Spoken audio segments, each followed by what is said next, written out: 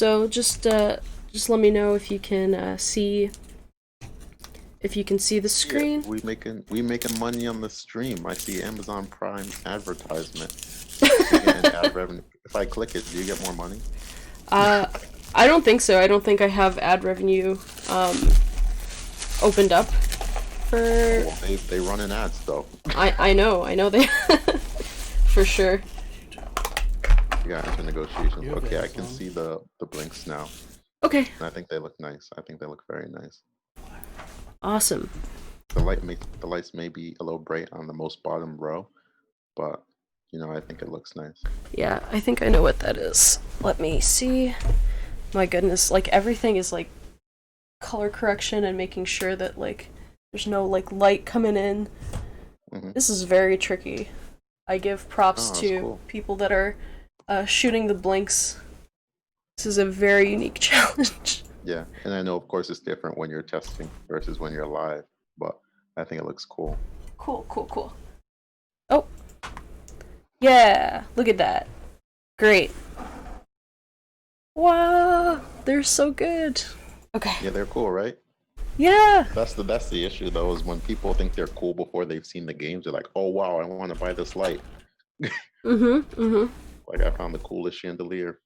But then they realize, oh wow, it's games too, which today when we walk through the games, I'm gonna try to show you games are like completely different from each other. But also I'm gonna show you games in a succession that after each game you learn something new about blanks. Awesome. Okay, cool. Yeah, so I'm gonna switch it to the personal camera and then people will be able to see you, so just let me know when you are ready. By see you, you mean see Ishmael? Nope, see me. Oh, thank God. Nope, I'm messed right now. they will see me. I'm not that powerful. I'm not I have not gotten to that point. Oh, thank God. My bad. No worries. So yeah, whenever you feel comfortable, we will. I guess like you'll be able to see me on stream and hear you. Yeah, I'm all set. You're the boss. Okay, cool. Hey everyone. So today we are gonna be looking at. Hey Andrew. We're gonna be looking at blinks, and with me today is Ishmael. Ishmael, if you want to introduce yourself. Of course. So my name is Ishmael Asante. I am the Chief Financial Officer of Move38 from Monday to Friday. But Hey. on Saturday and Sunday, I am the Chief Meme Officer of Move38, which is usually when, I do streams on Instagram, or in this case, a collaboration stream. Thank you, Mary, so much for, I think I said, turn my volume up. I am reading the comments over here, so be careful what you type. But so I also, on the weekends, will do streams on Instagram, or in this case, collaborating. So thank you so much for having me uh, and allowing me to teach you blinks today, which I do quite often. Yeah, I'm very excited. So for anyone that doesn't know what blinks are, how would we describe blinks? Oh God. So in writing, this is extremely difficult because it's something we invented, right? But the best way to phrase it is we invented, a tabletop game system with artificially intelligent pieces that imagine you have one board that can switch between 20 games. Because when you're ready to play a game, one game piece tells all of the other pieces, hey, we're switching. And then you're playing a different game right off the bat. The best way I can explain it to someone, especially before we start getting into the actual games, is imagine all of our music used to be in record players and cassettes and like in our closet and CDs, but then you introduce this one device, the iPod, that has all of your music. Well, basically what we did is imagine a world where all of your favorite tabletop games are on one device, and just like an iPod, that device also fits in your pocket. If I can go a little further, please cut me off if I'm rambling, but this was very close to home for me because I used to work in finance, so I used to work at Morgan Stanley. And when I was there, I used to volunteer at the Morgan Stanley Children's Hospital. And our main job was to just play games with the kids. So whenever I would go to a kid's room and they say, I want to play Uno or Monopoly, well, that's the game most in demand. So it's really tough telling, a patient that sorry, we can't play Uno or Monopoly today because we ran out. But in the world of Blinks, when I discovered the product, I was like, well, all the Blinks can play all of the games. So if all of the kids want to play their favorite Blinks game, which maybe if we decide to name one Uno to cause controversy and get free publicity, which is a great idea. Mary, please remind me. So if all the kids in the hospital wanted to play Uno in a world of Blinks, all of the kids can play Uno, because all of the Blinks can play all of the games and they fit in your pocket.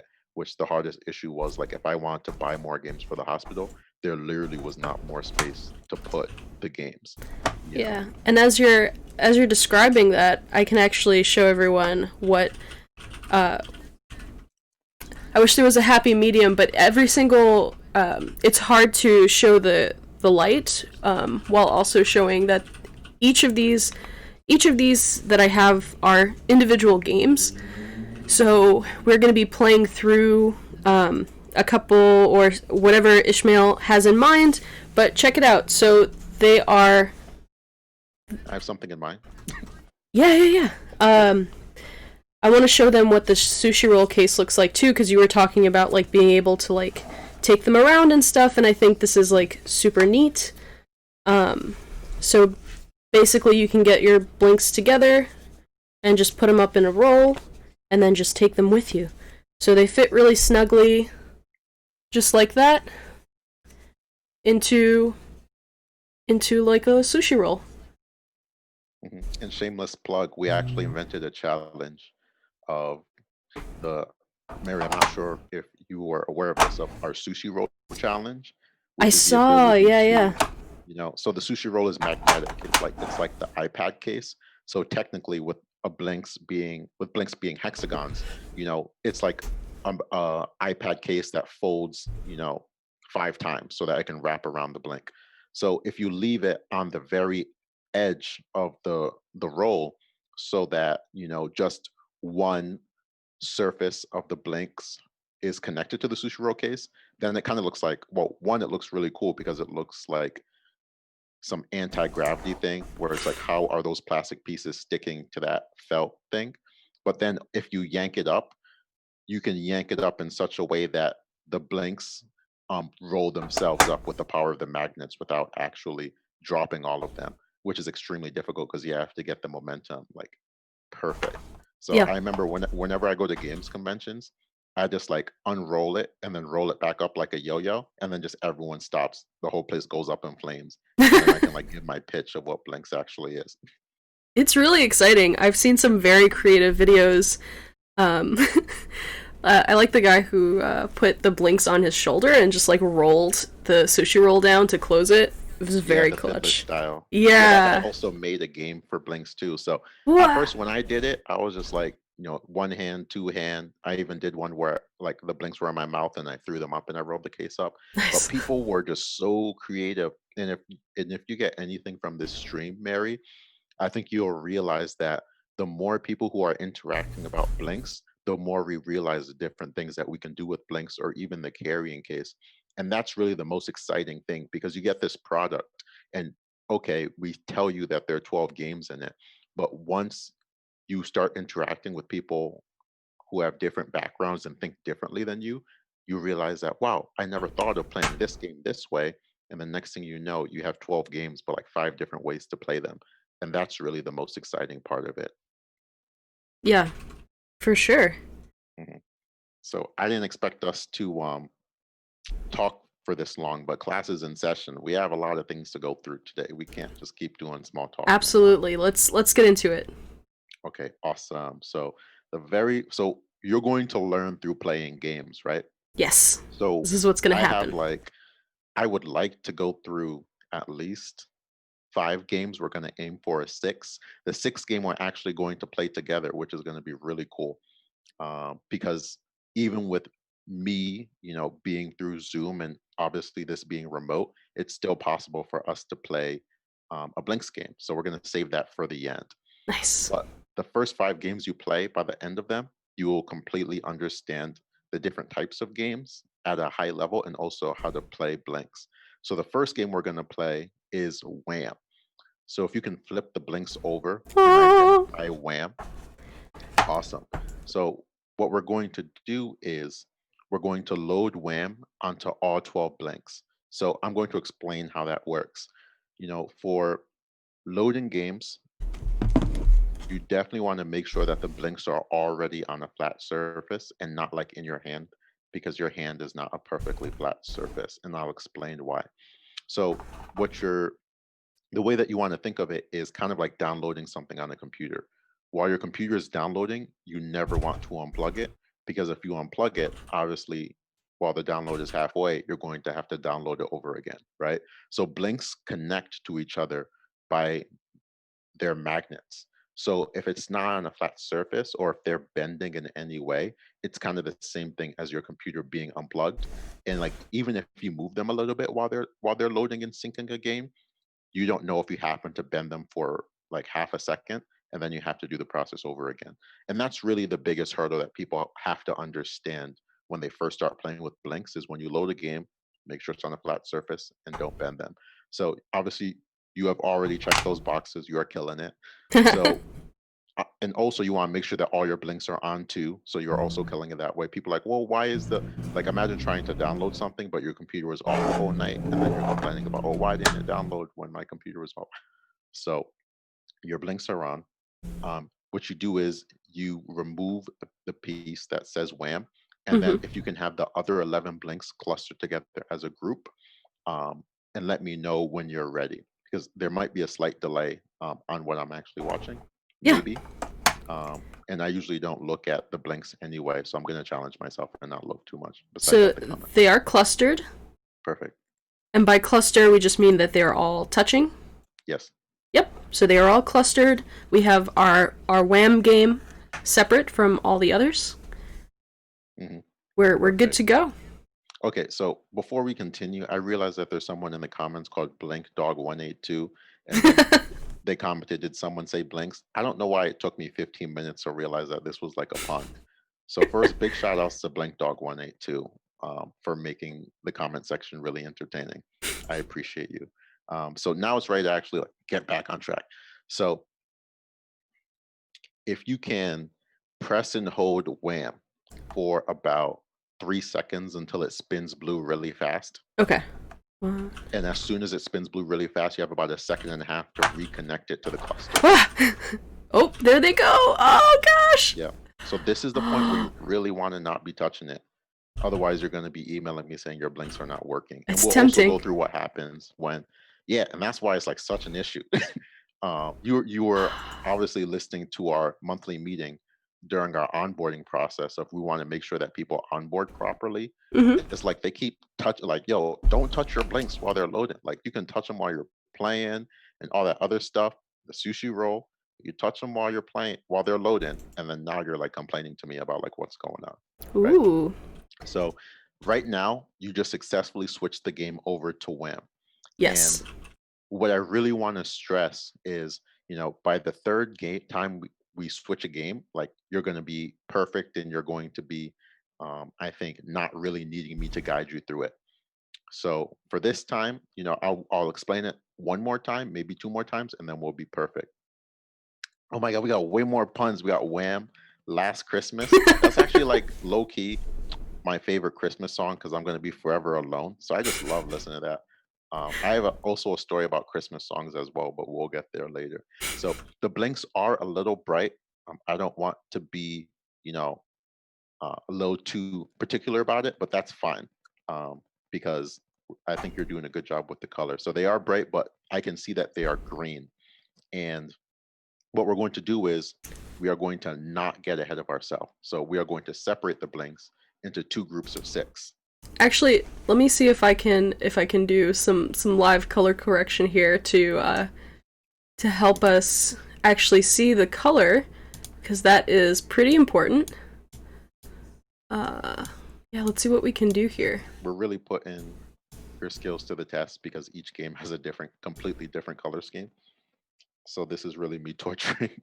No, it's all good. Mhm. It's so like nice in person, and I want to be able I Yeah, will let's I work will on it. We'll try eventually our best. figure it out. I will eventually figure it out, but what I'm looking at, everyone, is all green, basically all green tiles, and there are some triangles within the green tiles that are going off red, which I'm not sure what that means, but we're going to find out. Perfect. Awesome. And maybe because the background might be too black, but Yeah, I but that is not we'll keep it moving and we'll just see how the way that the game looks because the way that you explained it perfectly. And I think that this is why I usually don't even look at the blinks while I'm on the call because like I know exactly what's going on. So this game Wham is our version of whack-a-mole, right?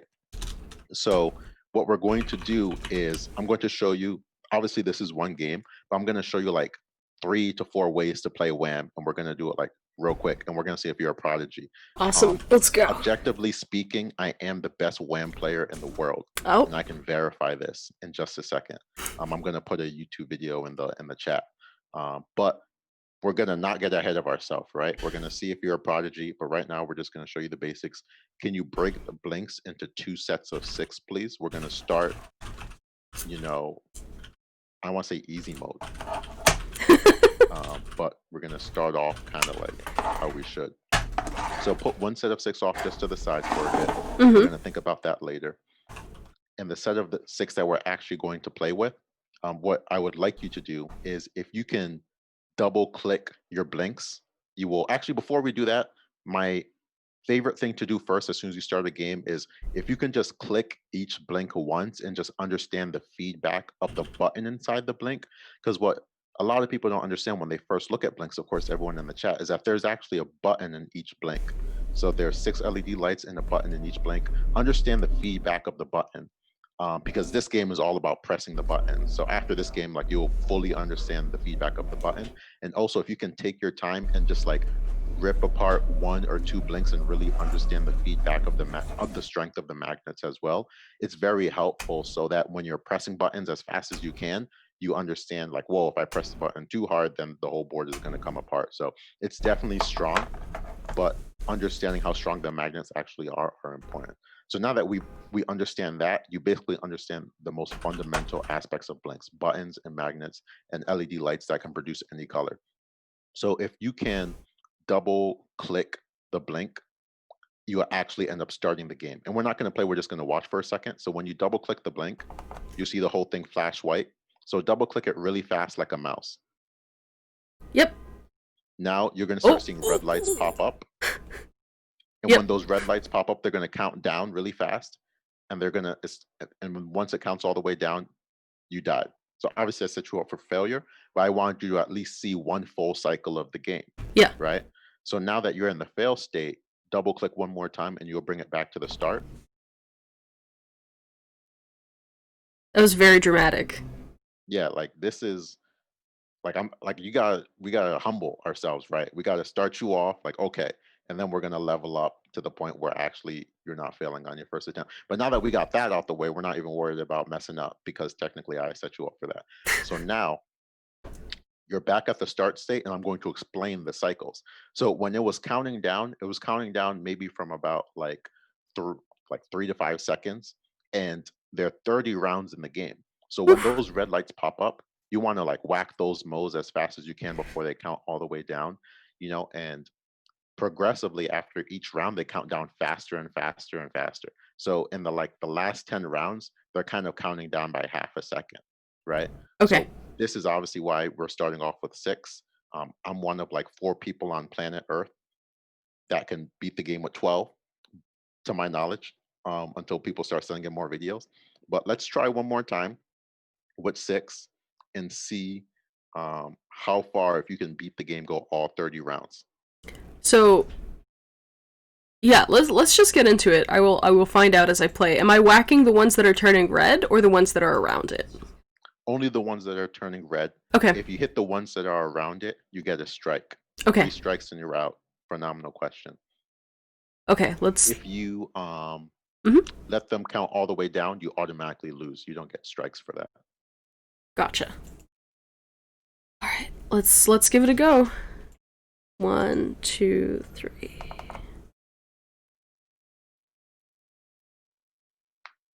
Whoa. Okay. I think we survived that round. Oh, oh my gosh. Okay. We're getting it over here. So the one thing I do want to say though is I understand this game is nerve-wracking, but we can't have you breaking your table out here. So the blinks are pretty indestructible. I'm not worried about that. But if you break your table in this process, I'm going to disappear from the company, move to Ghana, and you're going to never hear from me again because I'm not buying you a new table because you got into this game a little too much. But the blinks are very, very, like I've had it. I once was in an investor meeting where I was like, oh yeah, the blinks are pretty indestructible. And the investor literally picked up the blink and threw it at a wall. No. And then that's awful. And then we played a game and like, okay, now he's like, okay, let's play now. And we played the game perfectly. Like, oh wow, this is really indestructible. So there's actually a game which we're not going to play today because it requires you to like throw your blinks over a long distance, which is not bad that he threw it because you can throw your blinks anyway, kind of. I get nervous when I say this because someone's gonna try their best to break a blink. So far, you're actually doing pretty well. That's it. You goofed. So I was trying to thankfully I kept talking so you can get distracted. But that was obviously that was super cool, right? So one thing I want you to try is I believe different arrangements are significantly harder or easier than others. So bring it back to the start menu, and then let's try it in a different arrangement and see if you think it's easier or harder to get past all 30 rounds. Yeah. And then I'll show you something else about 6 that has led me to be the Grand Master of Wham. Let's try a triangular. Mm-hmm. Let's try a triangle. All right, I'm gonna go for it. Cool. And if there's ever a point where you just want to try something again, that's fine. I may keep it moving fast because we're going to try to get through 6 games, and each game can kind of be played many different ways. But at any point, if you just want to stick with trying something, let me know. Because for me, the priority is to just make sure that you learn. It just so happens that we are on Twitch right now. Yeah, no worries. Okay, I think... So, when you play Wham, do you play with one hand, 2 hands? Aha! So, that was actually, you're getting ahead of your training already. That is a great question. So, when I first started playing Wham, I was kind of whacking the moles with one finger, like a noob. Did I say that? Sorry. So, now, when I play Wham, and this is actually, this is a high-risk strategy for Wham, but it's how I became the best player in the world, which is I have a finger that covers every single blink at the same time. So when the lights come up, I hit all of them simultaneously. The issue with that is if you hit a non-red piece, you get a strike, right? So if you freak out and hit all the blinks at the same time, it is possible that you can get 3 strikes simultaneously and instantly lose, which is the ultimate noob move. So you can give it a try and see, just like how it feels with just 6 blinks of simultaneously hitting them all at the same time, because it gets really tricky. I think we are officially. I think my training for Wham has come to an end. I've tried. I think it actually worked a little bit better to sort of have like your hand in a central point on this triangle. But I do not have the winning fingers of a professional Wham player. Oh yeah, I gotta drop so one thing I want you to try now is, not for the sake of beating it, but just for the sake of understanding how the difficulty scales. If you can reconnect those 6 blinks that we put off to the side, oh yeah, and try it with 12, you'll realize it's not twice as hard. It really feels a lot more like it's 4 times as difficult, right? Yeah, let's do that really quick. So we now have... I'm going to show you a couple more things about Wham. Probably just more so explaining it. And then we'll move on to our next game. Yeah, that sounds good. Let me try to arrange it so everyone can see what is going on. All right, I'm gonna try it. Here we go. Awesome. Whoa, okay. Oh, Oh, this changes it. This changes whoa, it. whoa! It got out of hand real quick, Oh huh? gosh, yeah. So 30 rounds.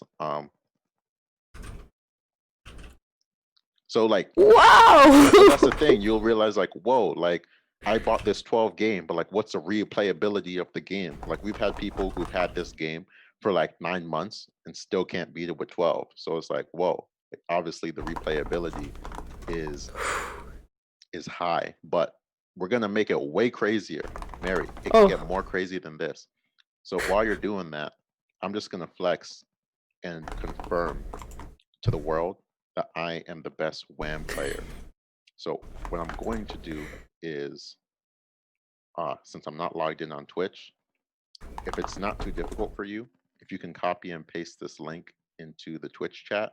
If you cannot, don't worry about it. But I just sent you something on Zoom, which is a video of me beating Wham on 12 blinks with nice. one hand, all 30 rounds. We can indeed make this happen. Mhm. And you don't have to worry about like showing it during the stream or anything. I just need everyone in the chat to know, like how how difficult you can really make the game on yourself.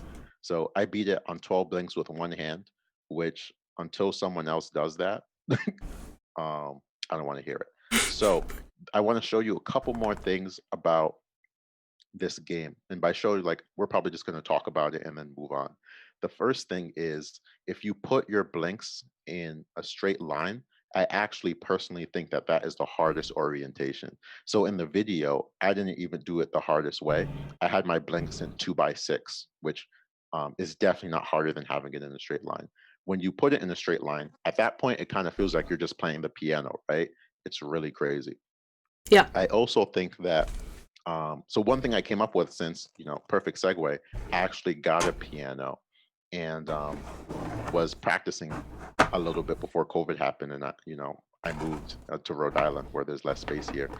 One thing I realized is if I put the blinks in two groups of 6, and if I start both sets at the same time, then I can have my left hand do one and I can have my right hand do the other simultaneously with the lights coming up at the same time. Ooh. I thought that was really cool because when I was playing the piano, I had a really hard time with my hands doing different things.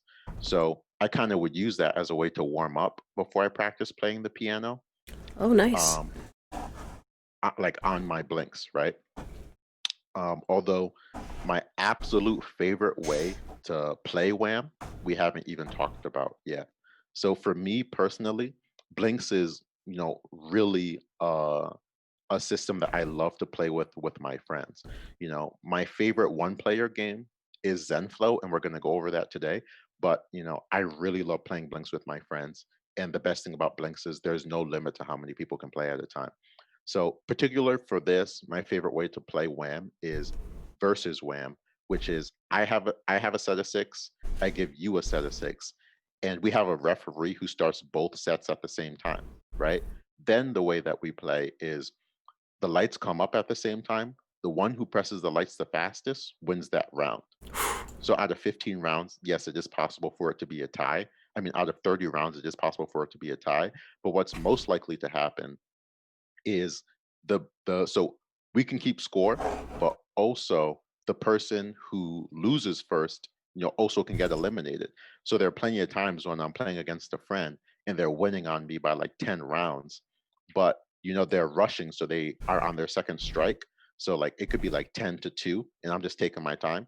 And then they get their third strike, and even though they had an 8-point lead on me, I won because they timed out, you know? So I really love playing versus Wham because like if you have a crowd of like 18 people, you can make a tournament, you can make a bracket, and the rest of the party can be playing referee while the two people are actually playing each other, and that is super fun and competitive. So I really enjoy that. So we can't play versus Wham right now because COVID and remote, but I really look forward to you trying that with someone else because I think that's the best way to play Wham, and we'll save that for off stream. Yeah, I will definitely for sure give that a go.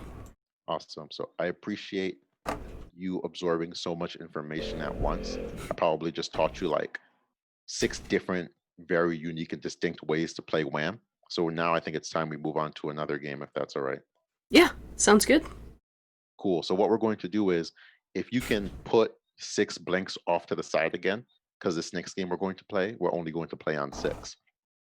So the 6 that we are actually going to play on, can you please load puzzle 101 onto those 6? Yes. Perfect. So what you're going to do, I'll explain it one more time, is make sure your blinks are on a flat surface. Remove puzzle 101, press and hold it for around 3 seconds, but what you're looking for is until it spins blue. And then you're going to reconnect it to the blinks that you actually want to play with.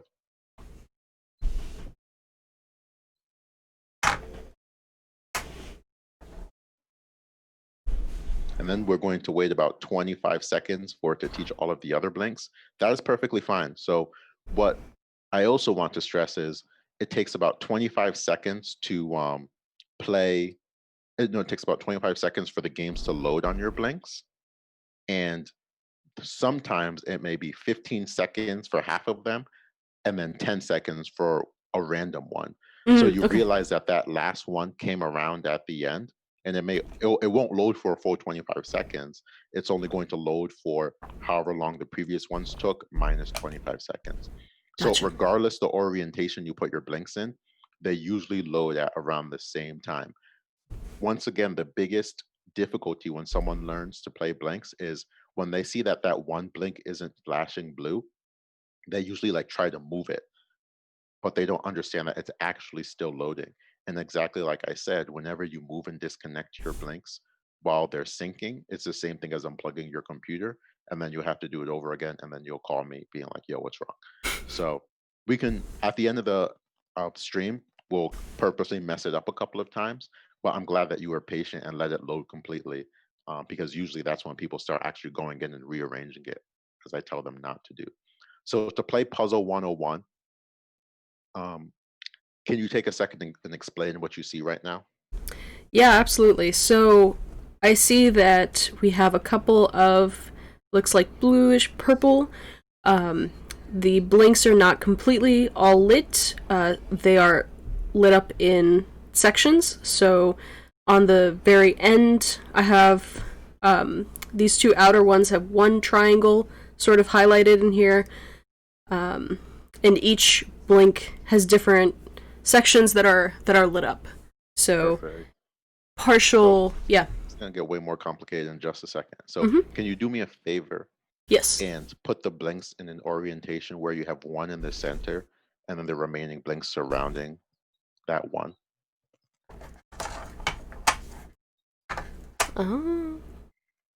I like to call it, people have different names for this. I don't think we've officially called it something. But I like to call it the turtle position in my own head. It looks Some like a people call turtle. it the flower position. I like turtles, so I call it the turtle position.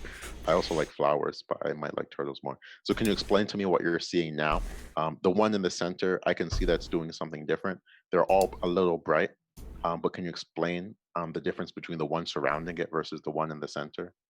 Yeah, so the one at the very center is going off. It is red, blue, and yellow. It is pulsing, and now all of the others surrounding this central one are only lit up where they touch this central blink. So Wham had a start phase where you had to double click to get to it, right? The start phase for a puzzle is it has to be in a certain orientation. And most of our games don't have a start screen / phase because they're open architecture. But Wham and Puzzle were actually, when explained to me by developers, really complex on the back end for code. So especially for Puzzle, it seemed like having a start phase solved a lot of problems, and I think it's pretty interesting because it kind of resets mentally after I complete the puzzle. So to start the puzzle, what you do is you double click the one in the center, and lo and behold, you learn double click when you played Wham, so you will be able to execute that. Oh, nice. So now can you explain what you see? Yeah, so now Oh, I'm looking at all actually, of. Mhm. before you do that, can you separate all of them so they're not touching each other and then explain what you see? Yeah. Makes it a little easier for you. So each of the blinks now have different colors in these triangular um, parts. So this one, for example, is only has like one little pink triangle in it. This one has a yellow and pink triangle in it. So the colors have scattered. The colors have Perfect. scattered to all of the blinks. Perfect. So can you pick up two random blinks, or at least separate two blinks? You can keep them on camera, but just kind of put two off to the side, just but have them still be on camera. Yeah. Let's put them. Let's put them up here. Mm-hmm. Cool. What are the colors you see on those blinks? So this one is pink and blue. This one is blue and yellow. Can you do me a favor and connect the blinks, those two, so that the blues are touching, and let me know what happens? Yeah, absolutely. Let's. Oh. So we've connected them where the blues are, and now the blues are pulsing, and the pink is just staying as is, and the yellow is staying as is. But the blue is now pulsing on those blinks. Awesome. So the way that our puzzle system works is you have to find the arrangement where colors are touching another light color so that all the lights are pulsing in and out at the same time. Nice. So what I'm going to do is I'm going to let you experiment and take about, however long it takes for you to solve this puzzle. I've seen bartenders in New York City, crush puzzles at 45 seconds a clip. I've seen families of five fight and take 5 minutes to solve one puzzle. So let's see where you fall on the spectrum between a family or a New York City bartender. Yeah, I can see this is already. This is tricky.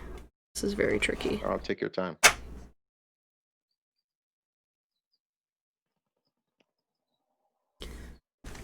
Hmm.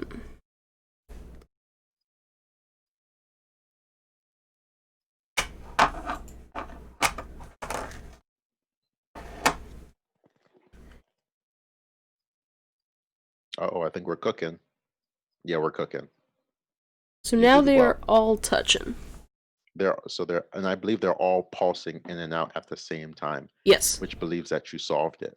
So Nice. you are definitely, you know, a New York City bartender, at least like maybe a bartender from Boston or something like that, because that was very impressive. And what we're going to do is after we solve one puzzle, you're going to obviously take a picture because you solved your first puzzle. Don't worry, I took a screenshot. And then what you're going to do is you're going to double click any blink that you want and bring it back to the, white light start phase. You're going to Yes. put it back in the turtle position.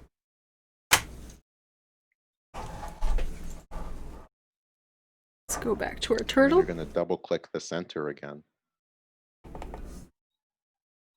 And Ooh. then, and then you load another completely random puzzle. And with the assortion of three colors and having, six faces where any of those three colors can come up and having six blinks, you can randomly generate, I believe, like 100,000 puzzles is what I hear. I believe The way it. that I think of it is I have never seen the same puzzle twice. So when I fail, it's really devastating. um, One thing I say is this game does not require buttons at all. So um, don't have to worry about clicking anything. You don't want to accidentally double click and reset. But let's see how long this puzzle takes you to solve. And I'll explain different ways to play this game while you put together this puzzle. So I kind of feel like my favorite way to play puzzle is I like to work together with someone to solve the puzzle. So I know that, like I said, families of five screaming at each other. The way that I see it is if I break out this game and we can't solve the puzzle together, I know that you shouldn't be in my life because we can't collaborate. So I love using this game as a test, but it's also really fun when, you know, I'm working with someone and we're really putting our minds together to solve a rough puzzle. Um, Another way to play this game for those people who are very competitive, and this is kind of a good segue back into Wham, is I'll solve a puzzle, but then I'll flip the blanks upside down again, so that the person who is next to me doesn't see how it was arranged when I solved it. And I'll make sure they weren't looking when I solved it. So I'll flip the blanks upside down again, and then I'll pass it to them scrambled, and then I'll time myself, I'll time them. Maybe we'll have like 5 people, and then we'll see who in that group is the fastest in solving that puzzle, almost like a competition. So you can play competition style or you can collaborate. My favorite way is to actually collaborate. Maybe someday in the future, because I'm pretty addicted to this puzzle one right now, and I've completed it. Yeah, you can run it. So I have one more talking point. So let's see if you can run another puzzle, and see if you run into it. I feel like 1 out of every 5 puzzles is extremely difficult, and I have to call John, the CEO, to be like, "What's going on over here? This puzzle's broken." So each puzzle has one unique solution, and that can be, especially when you get a rough one, it's like, man, can result in it taking like 5 or 10 minutes just to figure out. For this last one, do you want me to solve it, or do you want me to do it in a special way? Oh, you could solve it. All right, I'm gonna go for it. Only first place over here, Mary. Absolutely.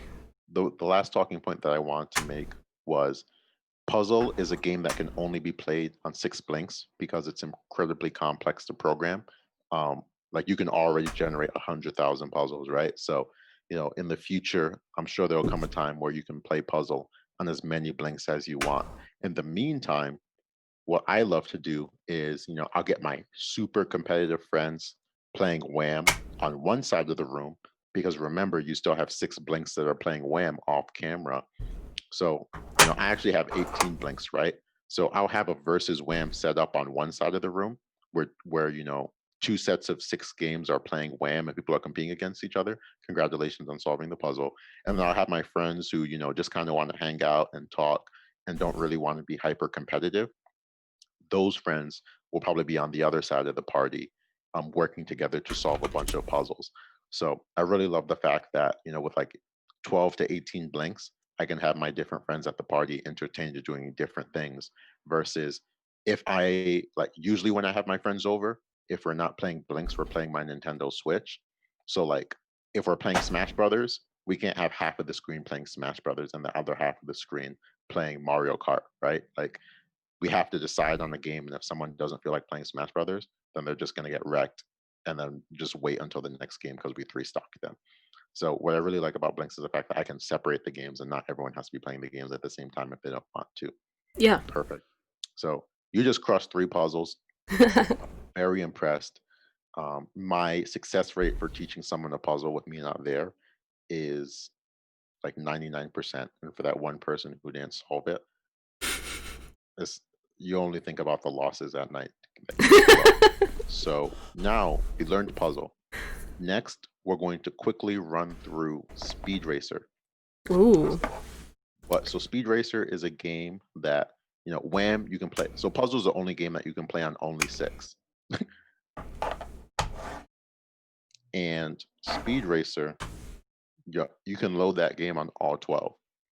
So you can get that cluster of 11 back together again, and then load Speed Racer onto all 12. So I believe you loaded Speed Racer onto 6, which is fine.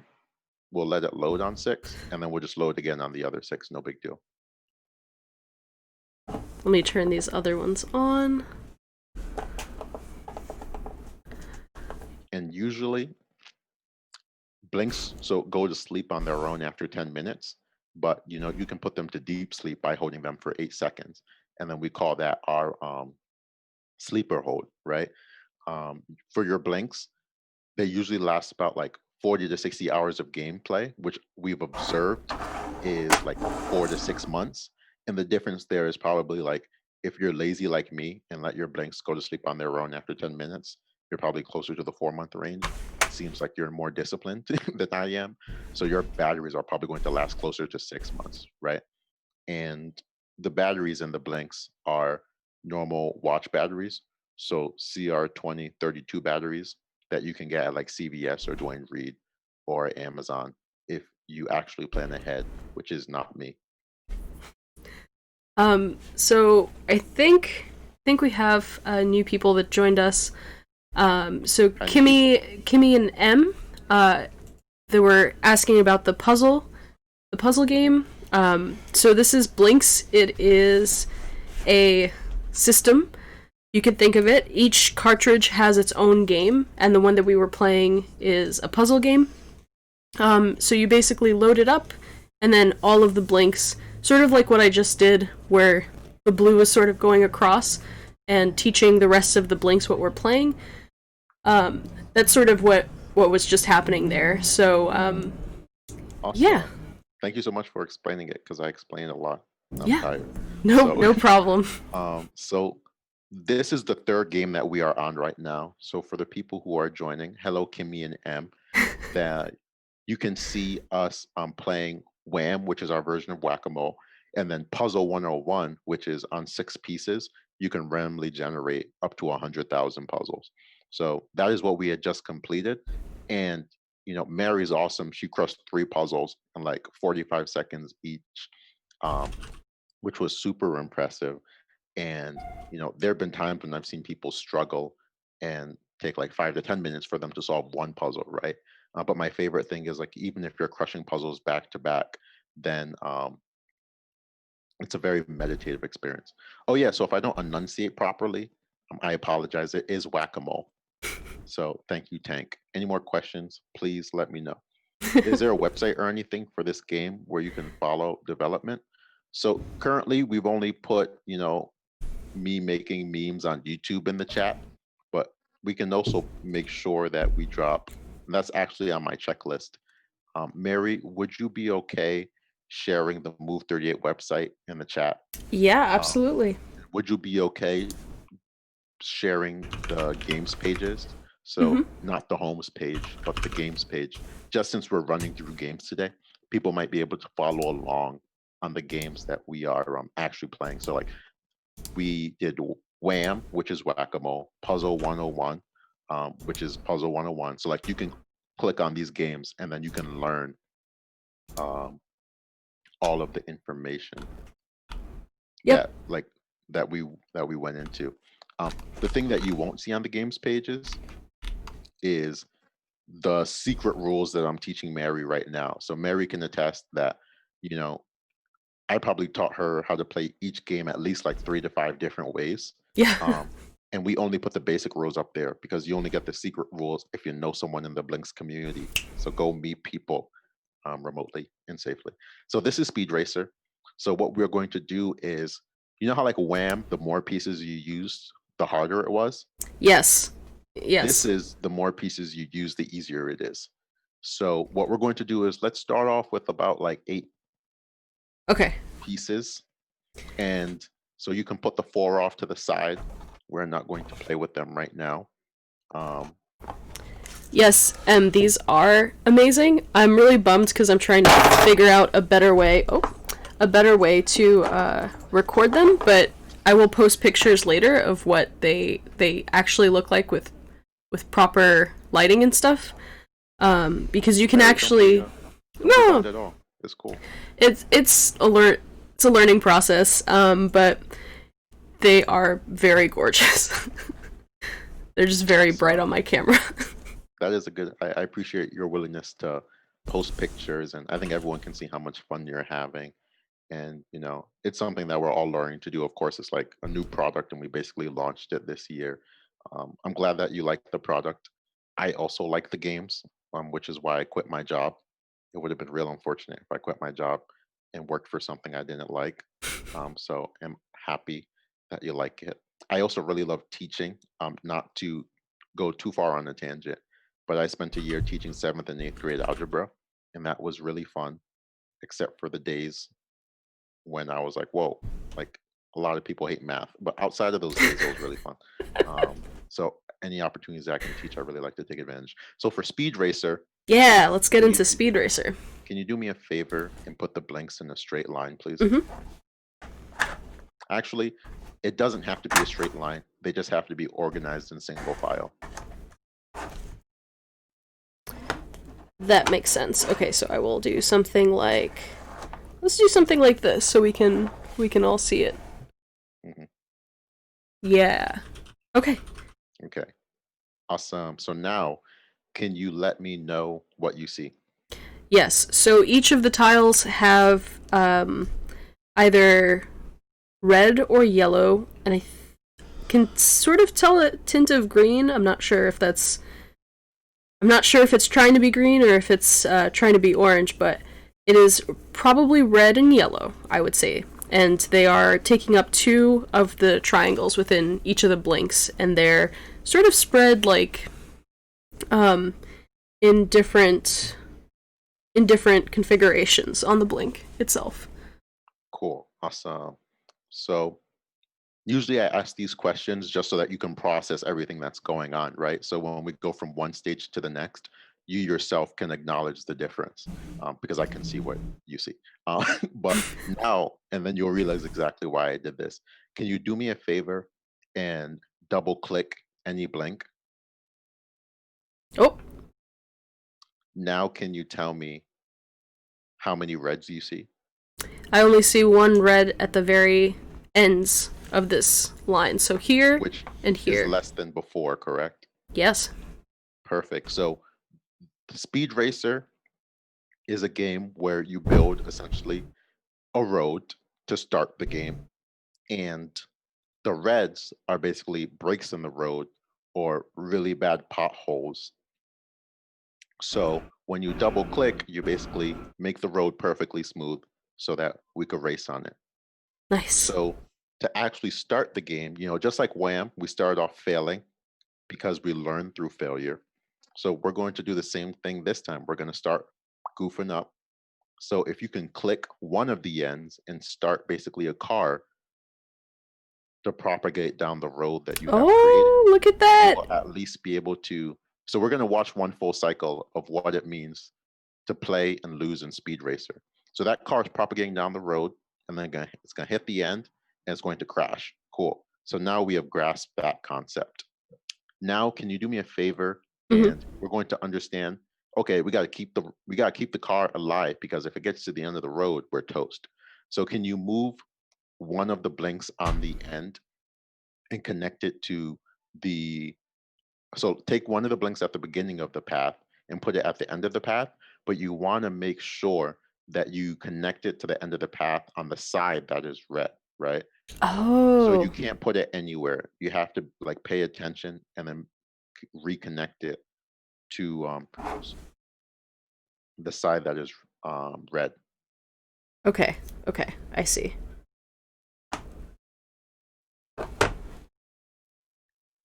And I may not have been clear about this, but usually when you remove a blink, like you'll remove it one at a time and then you'll reconnect it to the end.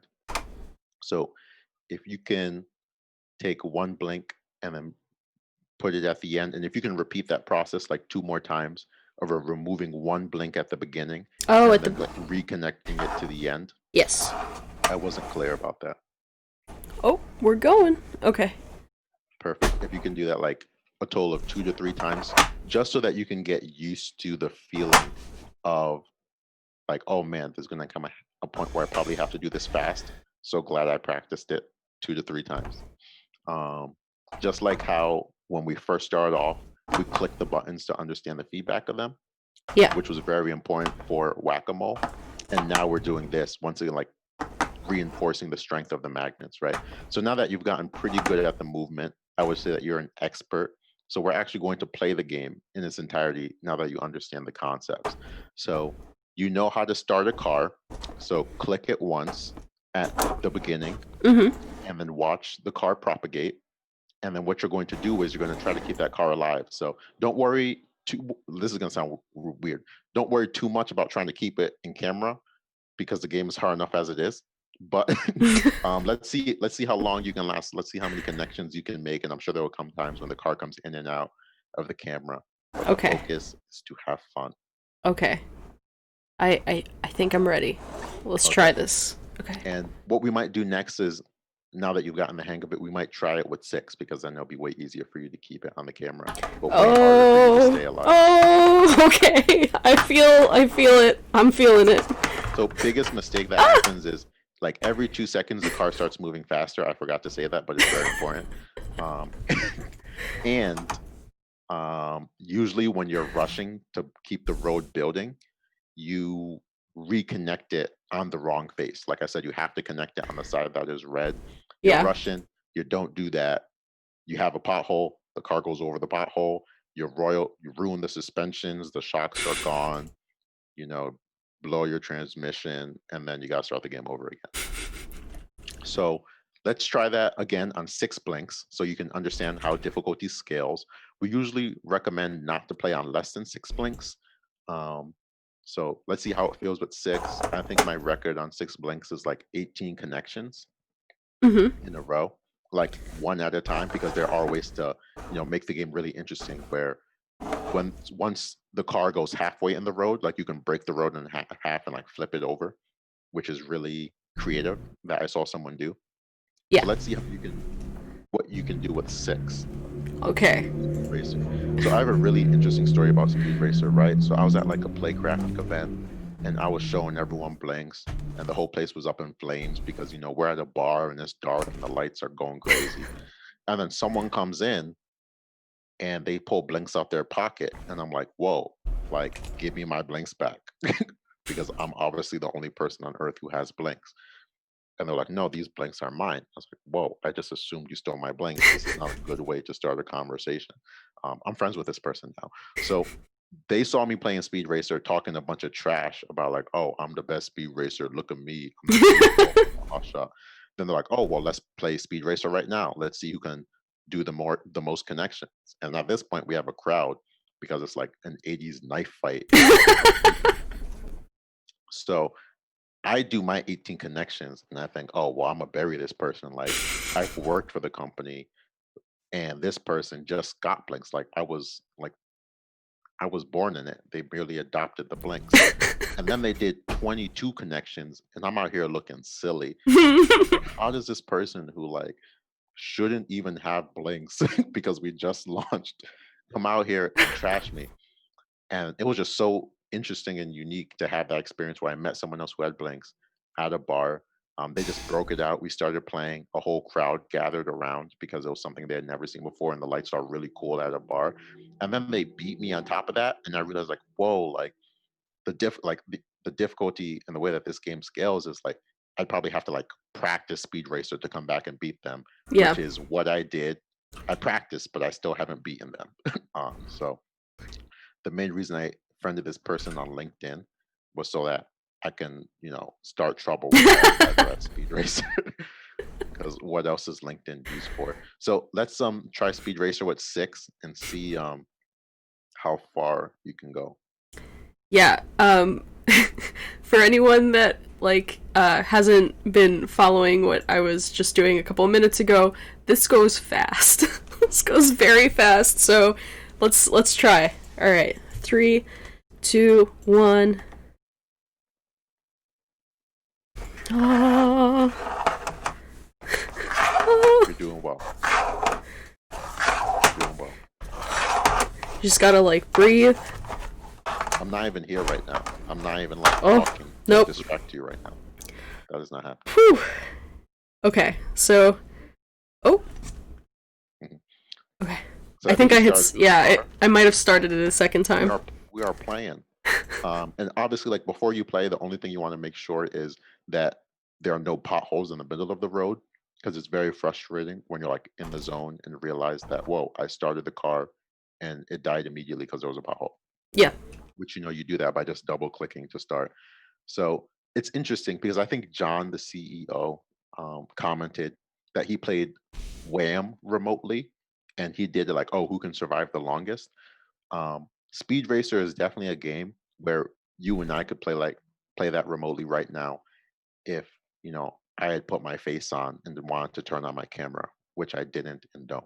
So if I had my camera on right now, then we can see who does the most connections, and then that would be like really fun and interesting to do. So the remote game that we're going to play at the end of this stream is like we're literally playing it together, but it's still possible if you're video chatting with someone where you can compete with them, right? And then see either who can solve a puzzle the fastest or play Speed Racer and get the most connections, which is something that I am really looking forward to experiencing more outside of the specific game that we're going to play at the end.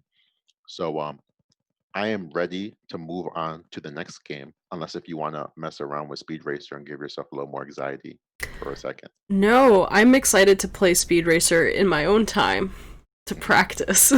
Practice. Yeah. I relate very strongly. So the next game, so we're going to try to get through 3 more games, right? So if at any moment you are like, bro, this stream's going too long, remember 2 things. One, whenever people get Blinks for the first time, I offer to teach them Blinks and answer all of their questions.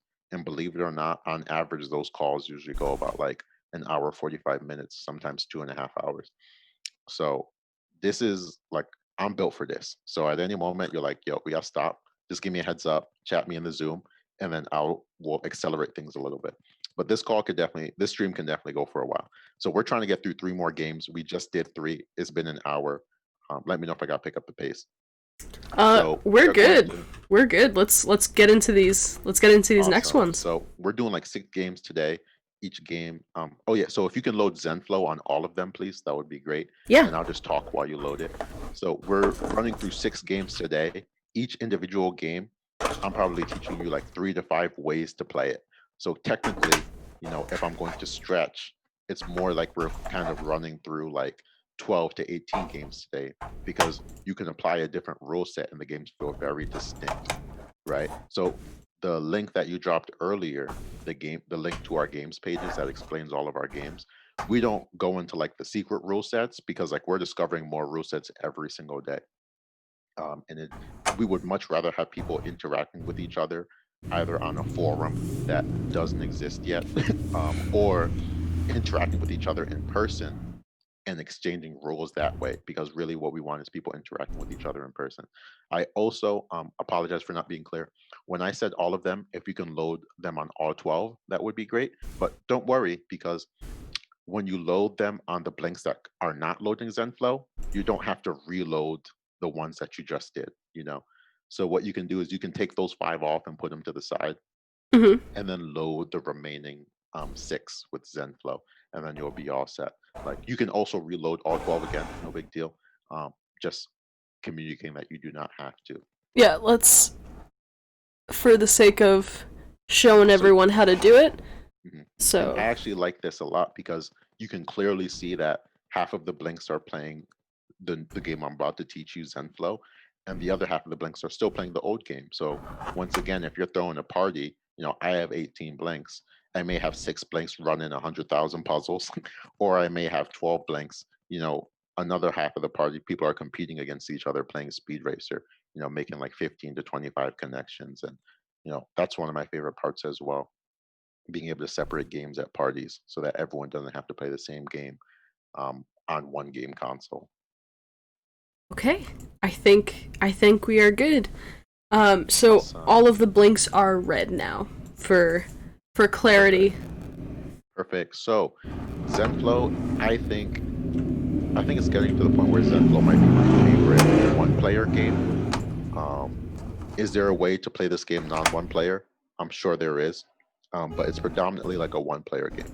And the reason why I think it's my favorite one-player game is because this game is predominantly a meditative experience where it's really just about enjoying the colors in the ways that you can control them with the mechanics, right? And especially right now, I really enjoy the opportunity to slow things down and kind of meditate a little bit, right? So the rules for this game, or at least the mechanics of the game, are pretty straightforward and simple. But out of these mechanics, we encourage people to make their own game rules. So I'm going to tell you what I do to let this game be a meditation for me. So the first thing you'll learn is, can you single click any blink that you want? And let me know what happens after that. They rippled, and now every single blink is sort of rotating color individually. Perfect. And I cannot tell that. I'm not sure if you have a light aiming directly on the blinks, but I'm glad that you told me what they're doing, just so that I could follow along. So are they all the same color, or are some of them different colors? They are all the same color. And you said blue? They are orange. Okay, cool, they're orange. So click it one more time. We're just gonna cycle through a couple of colors. Oh, now they're yellow. And now, so if you single click it, you can send a wave, like you said, they propagate. And when the wave goes over a blink, it changes the color. So you click it once, you can change it to orange, and you click it again, you can change it to another random color. Mm-hmm. That's one mechanic. Now, can you double click a blink and see what happens? Ooh. Now there are a couple of different colors. So we have some orange, we have some yellow, we have some blue, green, red, purple, and a teal. Awesome. So one thing I'm going to do is, in a moment, I'm going to ask you to drop another link of actually like a 4-year-old playing with this game. And he made each blink a different color, and then made a Power Rangers role-playing story. And his Oh. dad caught like 30 seconds of it, and it's really cute. So I'll find that video and put it in at the end. So that's another mechanic, right? Now, can you press and hold a blink, not for 3 seconds, but just for like a second and a half? We call that our long press. Technically, the point of this game is for me to not teach that to you here. Um, and when you remove your finger, you'll Mm-hmm. realize that like you kind of transition from the full blink being blue to only maybe like 4/6 of it being a particular color. Yep. Is that correct? Yes. So this blink over here, the side that's touching the red has a little red triangle, the side that's touching the yellow has a little yellow triangle, and the orange has a little orange triangle, and over here, blue to blue. But it's all Okay. in little triangles within this individual blink. So those are the major mechanics of the game. You can send a wave that changes all the colors. You can send a wave that randomizes the colors, and you can kind of bifurcate the colors and kind of like make a picture of, blinks with separate colors, right? So I'm going to show you quickly my favorite way to play Zenflow, which there are 2 ways to play. One of them is one of them is significantly harder than the other. So we'll see if we can get this other one on camera. But the first thing I'd like you to do is, can you split it into 4 blinks, a set of 4 and 8? Mm-hmm.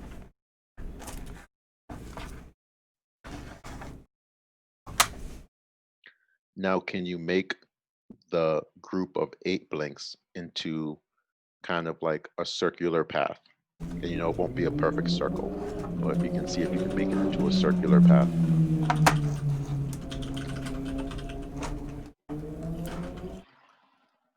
Like a loop. That was the word I was looking for. Let's see here.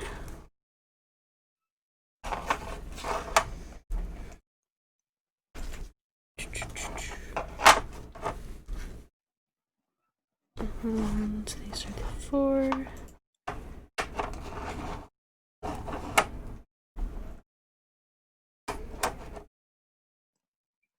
Almost there. I'll take your time. Yep. Perfect. So now what I would like you to do is single click any one of the pieces on the loop and just see like how the wave propagates. So obviously, like, I enjoy making loops and sending waves, but we're going to kind of make a game out of this, right? So can you remove one blink from the loop of 8, kind of like making a path like Speed Racer again, and kind of just put it slightly off to the side just so it's not touching? Mm-hmm. Now press one of the ends of the loop, either the beginning or the end, and then see how the wave propagates on the loop. Oh, interesting. So now it propagates down the line, right? Because it's not connected to the other side. Mm-hmm. So, and double click it too, right? And you'll see that it propagates and randomizes the colors in order of when the wave crosses. Um, I just want to make sure, it seems like the blinks on the bottom are changing color, but are the ones at the top staying the same? They're staying the same because we have one piece that we had clicked earlier that is that we had double tapped, or not Oh, double great tapped, question. that we had actually clicked on. Press and So held. Can you double click that one and see if it resets it? there we go. Now it's back. Back to, and then Yep. perfect. So you actually press and held it, which it seems like that was intuitive. You caught that on your own. I'm glad. Can you send a wave one more time at the beginning or the end and see how it propagates down the whole thing? Yep. Went smoothly all the way down. Perfect. So someone asked if you could possibly shift the camera to see if that gives you a better view of the colors. Whatever you would like to do, Mary, you are the boss. Let's see.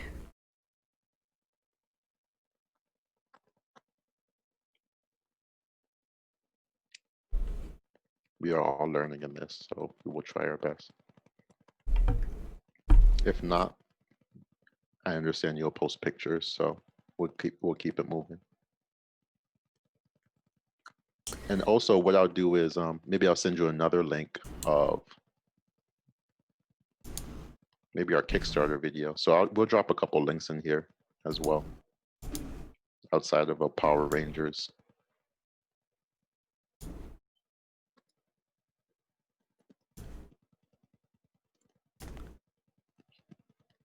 Hmm. So, Let's see, just really quickly.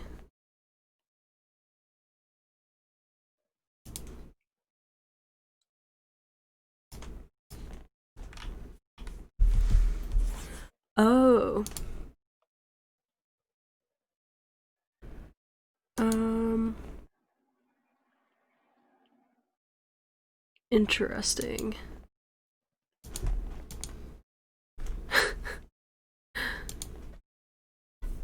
Sorry, I'm trying to get these colors.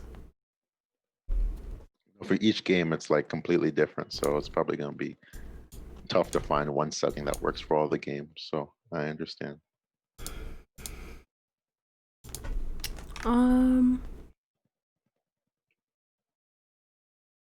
So don't worry about this, but I'm going to drop a couple more links in the Zoom of one person who recorded his son role playing with the blinks and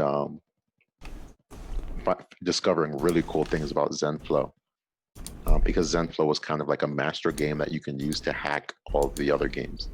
For some reason, I don't know.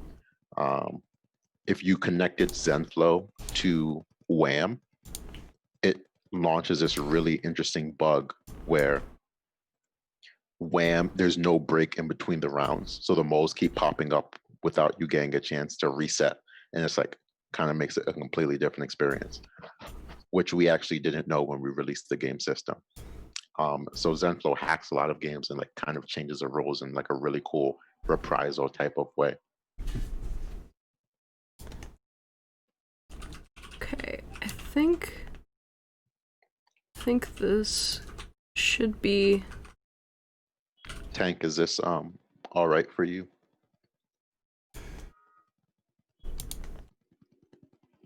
Yeah, I think that might be as good as we can possibly get it. Cause now I can actually see that it's teal.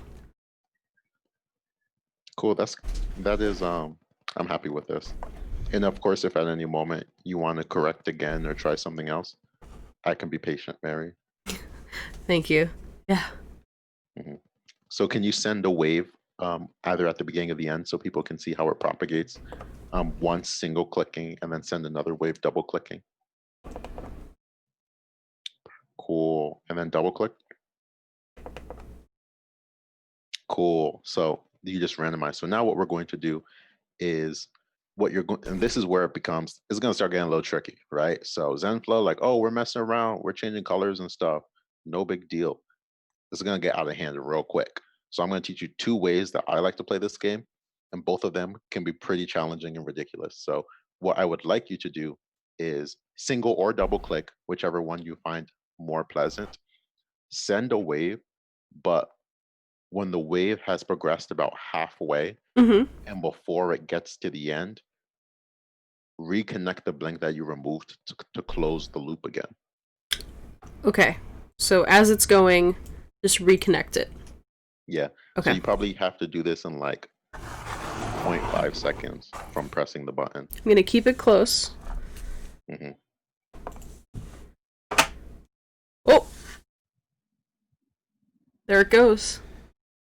And what is the loop? What is the wave doing right now? It is going around.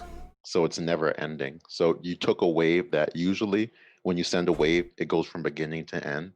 But when you sent a wave and then close the loop, now you have a wave that is infinite, right? Yes. And I believe you single clicked it, right? Mm-hmm. So if you did it and double clicked it, every time the wave goes around the loop, it would randomize the color every time it goes around, Oh, which nice. I find to be really pleasant and just looking at it. But this one is also really cool to get a really nice loop going. So now what we're going to do is, can you take those other 4 blinks Mm-hmm. and get them back in view and separate them so they're not touching each other? Wow. Okay. So they are not. Uh-oh.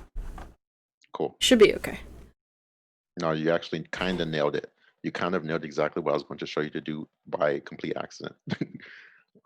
So what you're going to do is, you know how like before you accidentally reconnected those 4 blinks to the loop? Mm-hmm. So you kind of did it at the perfect time where I'm going to ask you to one at a time put the blink anywhere you want on the loop, but you have to do it kind of when the wave is on the opposite side of where you're going to place it. Otherwise, you'll kill the loop. Oh, I see. Okay.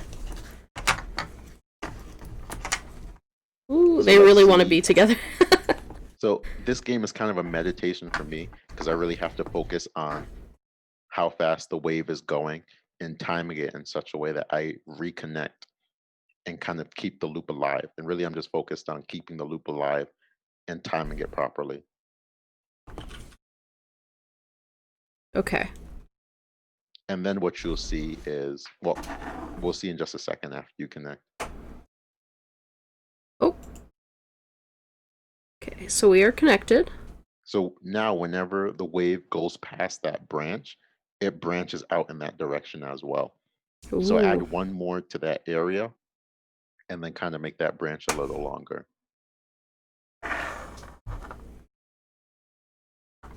So I have like 18, well, I actually have like 21 pieces. I have 21 blinks at this point.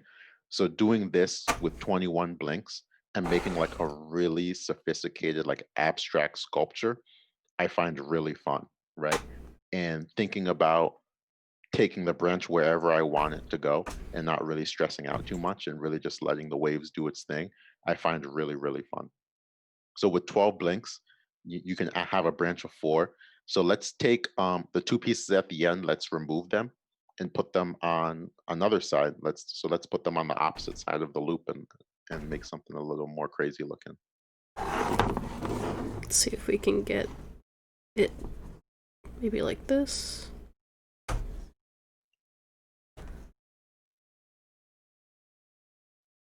Oh. RIP. But now you realize like when you're playing this game, so the loop died, but that is fine. You kind of just realize when you're playing this game, that's where the focus comes in, right? So of course we're talking right now, but you know, on your own time, you realize that you're really focusing in to keep the loop alive and build like a structure like that. That looks really cool. Someone actually sent me a picture of a heart that they created, and then out of the heart in the center, they had branches that were coming out, and I thought that was really beautiful.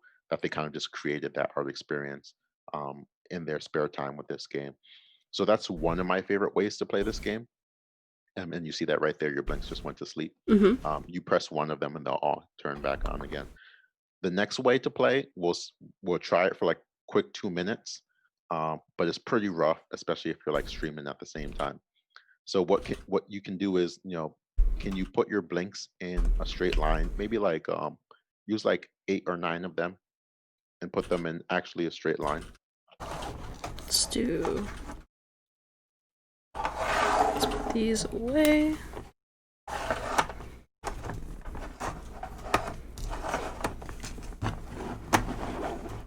Awesome.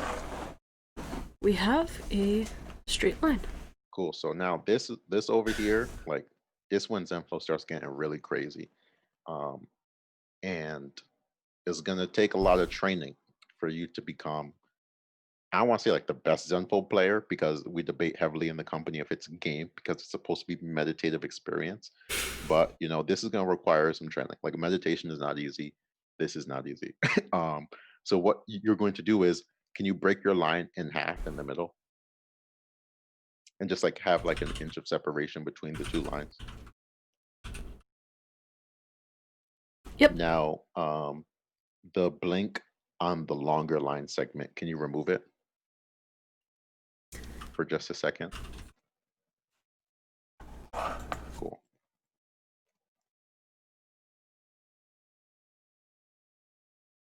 Oh, I love that. If you ask if it's a game, it's a game. I will use that argument to the day I die. So now what we're going to do is so line segments can so waves could be carried across distances, right? I felt like I just said something that was, deeply scientific with having no idea of the context of why that might be applied to physics. But waves can be carried across distances. So what you're going to do is, like, obviously press the beginning of one of the line segments. You'll see that the wave obviously dies when it's at the end, right? Yep. So what we're going to do is we're going to carry a wave over a space from one line segment to another. So that piece that you connected, we're going to use that kind of as our conduit. So can you reconnect it to any one of the line segments? And we'll just remember where we connected it to. It is connected. Cool. So now what you're going to do is, when the wave gets to the end, you have like half a second to take that conduit piece, disconnect it, and reconnect it to the other line segment. Oh, okay, if you okay. do it in less than half a second, then the wave will not fully die. Whew. And it will like spark again and connect to the other line segment. So you got to press the button and then remove the piece that is your conduit piece and then connect it to the other line segment. Okay, okay. Let's see if we can do this. Whoa! Did it. Boom. So you have carried a wave over a distance, right? This is when this game, now it's going to start getting crazy, right? So do that again, carry it over a distance, but now when it gets to the end of the final line segment, see if you can remove that piece. This is too hard, but we're going to try. See if you can remove that piece and put it at the beginning of the first line segment. You understand? Yes. At the opposite end. Correct. Yeah, we can try. Let's try. And then this is ideally probably something you want to do with like 3 people, but you just understand like how the different waves you can carry waves across a distance. So let's try this. Whew. Okay, we made it. Cool. So what we're going to do is we're going to do something slightly more difficult. So put it back to the way it was before. Now, when the wave gets to the end, connect it to like the first time you did it, right? Mm-hmm. And then the wave is going to keep on going. This time we're going to try to keep the wave alive as long as possible. Oh, man. Okay. So when the wave gets to the very, very end, you want to remove it from the end piece and make it the beginning piece. Do you know what I mean? Yes. Okay. And then you're going to be on this loop of moving the middle piece like 1 inch and then taking the end piece and then moving it kind of like this semicircular motion back to the beginning to keep the wave alive. Okay. And it's going to be tough because like we're not doing it on a huge table and you don't want to like knock off your camera, but I think conceptually you know what I mean, and we'll see if we can execute it. I believe so. So we're doing the same motion. We're taking this end piece over here and then putting it up here basically, and just keeping the wave going between the 2 segments. So what I recommend first is taking the conduit piece and Mm-hmm. then connecting it to the other line segment. And then you will take the end piece, and then the wave will continue going. And then you'll take the end piece of the second line segment and make it the first piece of the first line segment. Okay, yeah, that makes sense to me. Mhm. Okay, let's try it. I think I got it. Okay. Let's Okay, you got it. give it a go. What? Nope. So you see already, like now that you're thinking about the next step you have to execute, like the first time you did it, no problem. But now that you're thinking about, oh man, I gotta do something after this, like you really kind of have to be calm and collected to execute this. So like when I'm playing this game and I'm trying to force like, okay, I gotta be calm. I can't think of anything else stressing me out that day. I just gotta focus on getting this wave and keeping it alive as long as possible. And then it really like zones you deeply into playing Zen Flow with the blink. So let's try it, one or two more times. I won't talk and distract you. And let's see if we can get one cycle of, one, like basically it's like two conduits. You know what I mean? Yeah, let's give it a go. Okay. Ooh, oh gosh. Mm. Okay, almost. But you know exactly what I mean, right? And then you get good at the way that I kind of do it is I have one hand on each line segment, and the blink that I want to move, I kind of like flick it off with my thumb. You know what I mean? Yeah. And then I kind of have one hand that catches the blink at the end of the wave, and I like throw that blink back. It gets really out of hand. One more thing that I'll say about carrying waves over a distance that we don't have to set up and do, because I don't want to get into the habit of trying to like, oh, this is all the ways that you can do it. People will probably come up with better, cool things to do carrying waves over distances than I just explained to you. So I'll just explain this, but really, I'm sure you'll come up with like even what you just did right there. I've actually never done that before, of carrying the wave one at a time. I've never done that, and that's what I love when I was like, "Whoa, that's so obvious. Why have I not done that before?"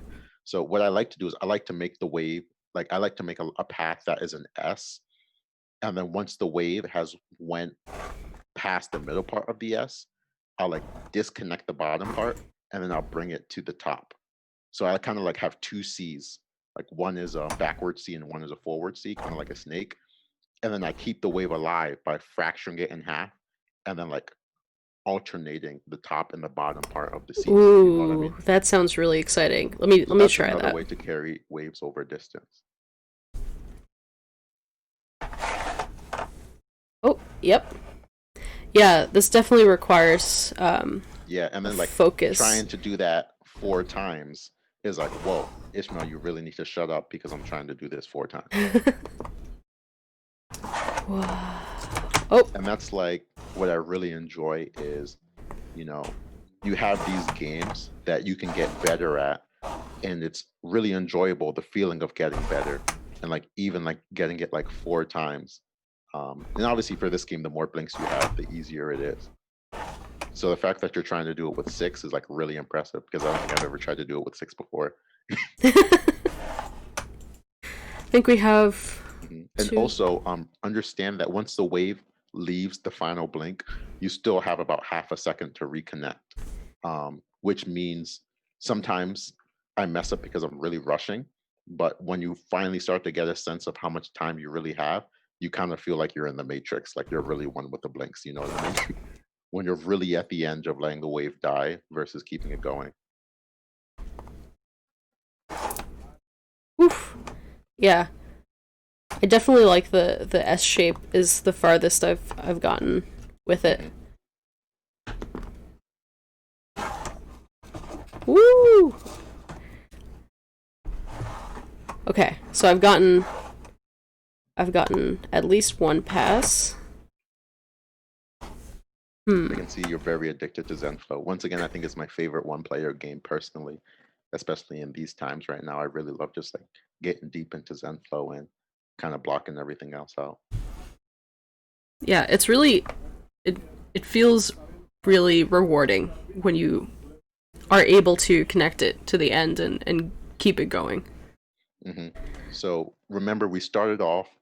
The first thing I said is, oh, you can single click, change the color, double click, randomize the color, press and hold, kind of bifurcate the Oof. colors.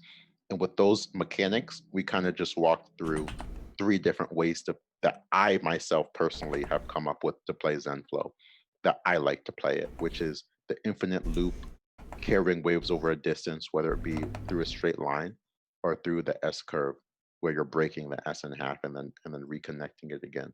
So I really love to play Zenflow that type of way. But as you'll quickly learn, those are not the only ways to play Zenflow, because there are many different types of ways to like meditate and zone in on the blinks and enjoy the colors. Especially if you really like the colors, this is really a beautiful game for that. So before we move on to Zenflow, would you be able to copy and paste the YouTube links that I sent into the chat and see this really cute like 4-year-old playing Zenflow, show them some love and like the video. It's really awesome when people post videos of them playing Blinks, especially their family. So you'll see that he did more. So this 4-year-old did more complex things with Zenflow than I even explained to you right now, because I didn't know that Zenflow could be used to hack other games. So like that's not the video that I sent, but one video is of him like messing around doing Power Rangers. I think another video I sent is him showing a trick with Zenflow that I did not teach you. um, so he does another trick with Zenflow that I actually didn't teach you here. And then he has another video on his homepage, if you scroll down a little bit, of him using Zenflow to hack another game or something like that. Or I think it was actually, I might actually have misspoke. It's Honey or something like that. Ooh. We'll keep them moving. The next game we're going to play is actually my favorite game in the whole set.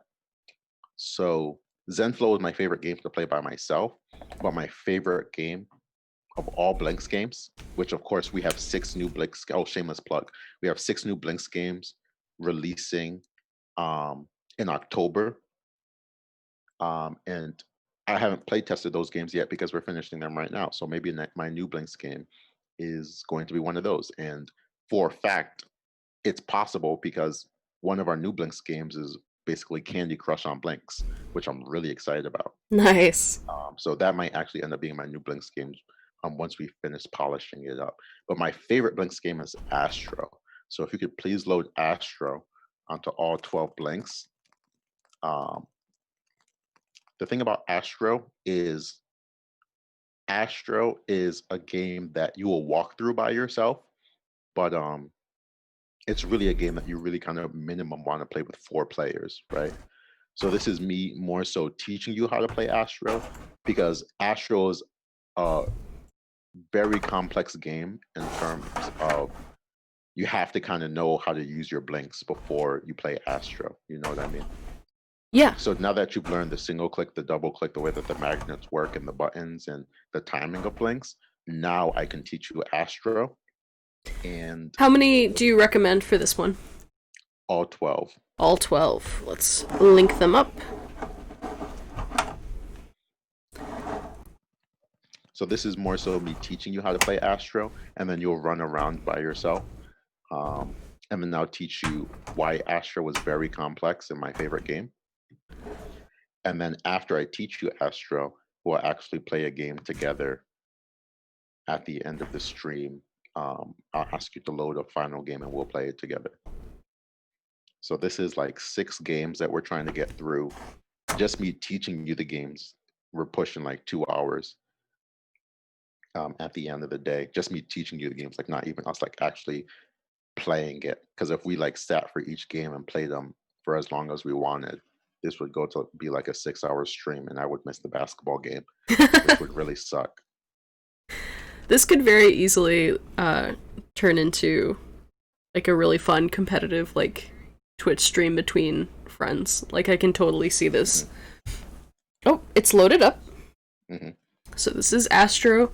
That's actually a good idea. Maybe when we stream for All Shucks or in the future, we can get some more competition in there. Yeah. If you'd be all right, if you'd be cool with when I live stream on Instagram, shameless plug, every second and fourth Saturday of the month on our Instagram, it'd be great to have you on that platform so that we can screen share and compete. Yeah, absolutely. I would love that. Awesome. So I think this is actually pretty clear. I wonder if I can do any more adjusting to it. So we have each of these tiles are yellow, green, like different colors, segmented into triangles again. Yeah. Awesome. So this is like so perfect for a black background because once I explain the stream, the theme of the game, you're like, wow, this is like so perfect. You'll see in just a second. So can you do me a favor and separate all of the blinks so they're not touching each other? And don't worry if some are off screen. That's perfectly fine. They'll just make it like even cooler.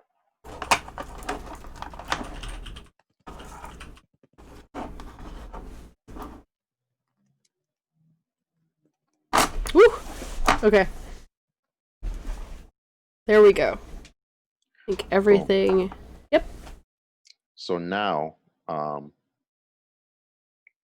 I like this. Just like the blending of colors. It looks cool. So what we're going to do is I'm going to properly teach you a long press, right? So you know how like when you were playing Zenflow, you press and hold it for 1 second, and then you did that thing. Can you do that again? And basically, when I say properly teach you, I just mean distinguish between the presses. So you have single click, you have double click, you have press and hold. You know that if you press and hold it for 3 seconds, you load a new game, right? Yeah. And notice how like when I say, yo, Mary, can you switch a game? I don't have to explain how to switch games anymore. Exactly like I said, after you do it twice, it just becomes second nature to you. Like, I didn't even know that this is my first time teaching you blinks. So that's amazing. When you press and hold in Zenflow, if you were to like accidentally press it for too long, since the blinks start touching each other, it doesn't go into programming mode. So it doesn't go into the mode where it switches the game. Only when the blinks are not touching another blink, if you press and hold it for too long, it loads a new game. So here it's like, this is where you're really going to master it. So when you do this thing called a long press, like you press and held it before, but now you want to press and hold it for like 1.5 seconds to 2.5 seconds, but you definitely don't want to hold it for 3 seconds because you're going to change the game on that piece. So you'll know that you held it long enough because you see like a quick flash of light, and that's when you want to know, like, oh, I gotta move my finger off right away before I switch the game. Okay, let me go for it. So it's about, yeah, let's. Oh, I think I got it. Now it's flashing. Perfect. So it's a solid color now, right? Yeah. So you see how like when that flash of light came, you knew to immediately remove your finger right away. Yep. So the good thing about this game is it lets you perfect the art of pressing and holding, which it can become very frustrating. Like if I threw you into this game right away, the thing that likely would happen is you would hold it for too long, and then you just start changing all of the games, and then we got to reload them all again, and then you think your blinks are broken, and then I gotta call you. So what you're going to do is, can you do that like 3 more times on different blinks and change the colors? 2 solid pieces.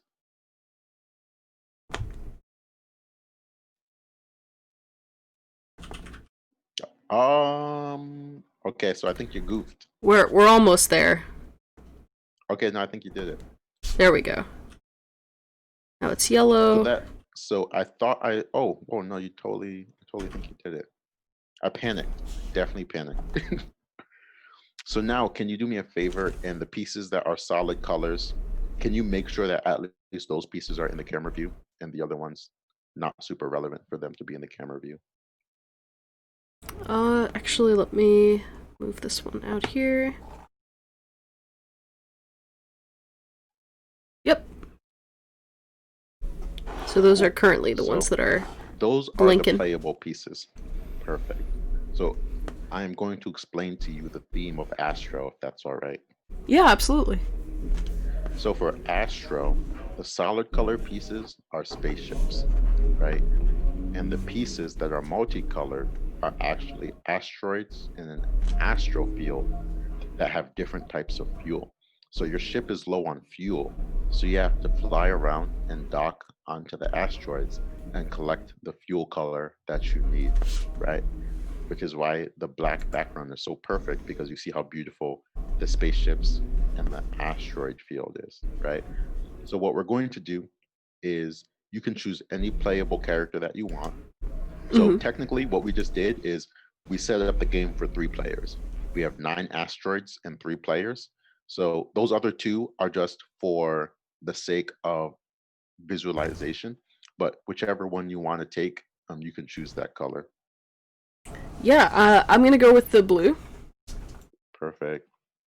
So what we're going to do is in this game, so since you chose the blue one, that means you need blue fuel, right? Yes. So can you do me a favor and fly your spaceship to one of the asteroids that have blue fuel and connect and dock on?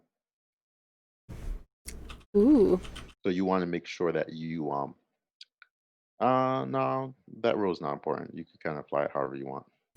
I have a feeling you're about to tell me to not touch, to not move the positions of. Nope, I didn't say nothing. Okay, I'm gonna pick up my spaceship, and I will. Blinks is not about hard rules, so I will not enforce hard rules that are not hard rules. Okay, I see blue up here. I will connect it, and now I think I've taken that fuel, so I'm just gonna shift it into view. Perfect. So can you do that like 3 more times? We're just going to take it really slow, step at a time, just so you can process what happens after each step. Yep. So now... Awesome. And can you let me know if your blue spaceship looks any different at all? Let's see. This, I know, will be impossible for the people in the chat to see. But that is why we have you explaining it. So you really went ahead of yourself. So I know exactly what you did. And what you did is exactly what you're supposed to do. You are having fun, but for the sake of teaching, I just want you to process this thing because it'll make you better at the game because you will know how to play the game. So can you take one of the other spaceships and let's say the green one, can you connect to just 2 asteroids and just get literally just 2 pieces of fuel? Yes. There's one, and then there's a second one. Can you explain to me if the green spaceship looks any different? Now I see it. So when it's blinking, it is showing only 2 squares that are kind of solidly lit. That are solidly lit, and the others are sort of a bit more dim. It's important to know that in this game you can track your progress, right? So your spaceship is 2/6 full because you went and you flew and you docked on and got 2 pieces of fuel that were green. One thing that is important to know when you dock on is you don't have to dock on to the side of the spaceship that has the green fuel. As long as you touch anywhere on the asteroid, you don't have to dock onto the side of the asteroid that has the green fuel. As long as you dock on anywhere on the asteroid, you're set and you'll collect the fuel. So you see now that that green one has 2 fuel, right? Can you explain what the blue one is doing real quick? So the blue one, I believe, which is why you were like, oh no, it is sort of just going in a pattern. I think it's complete. Boom. So you are correct. You got 6 pieces of fuel. You fully fueled up your blue ship. At this point, can you do me a favor and now double click your blue spaceship? Oh, now it's green. Perfect. But is there something different about how much fuel you think you need? Yes. So now I only need 1 piece of fuel, I believe. Okay. Let's confirm if that is true.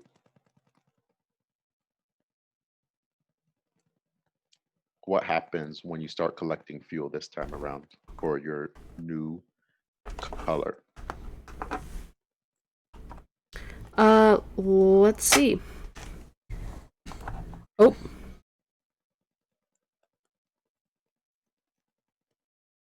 Oh, I see. So I have 1 green now.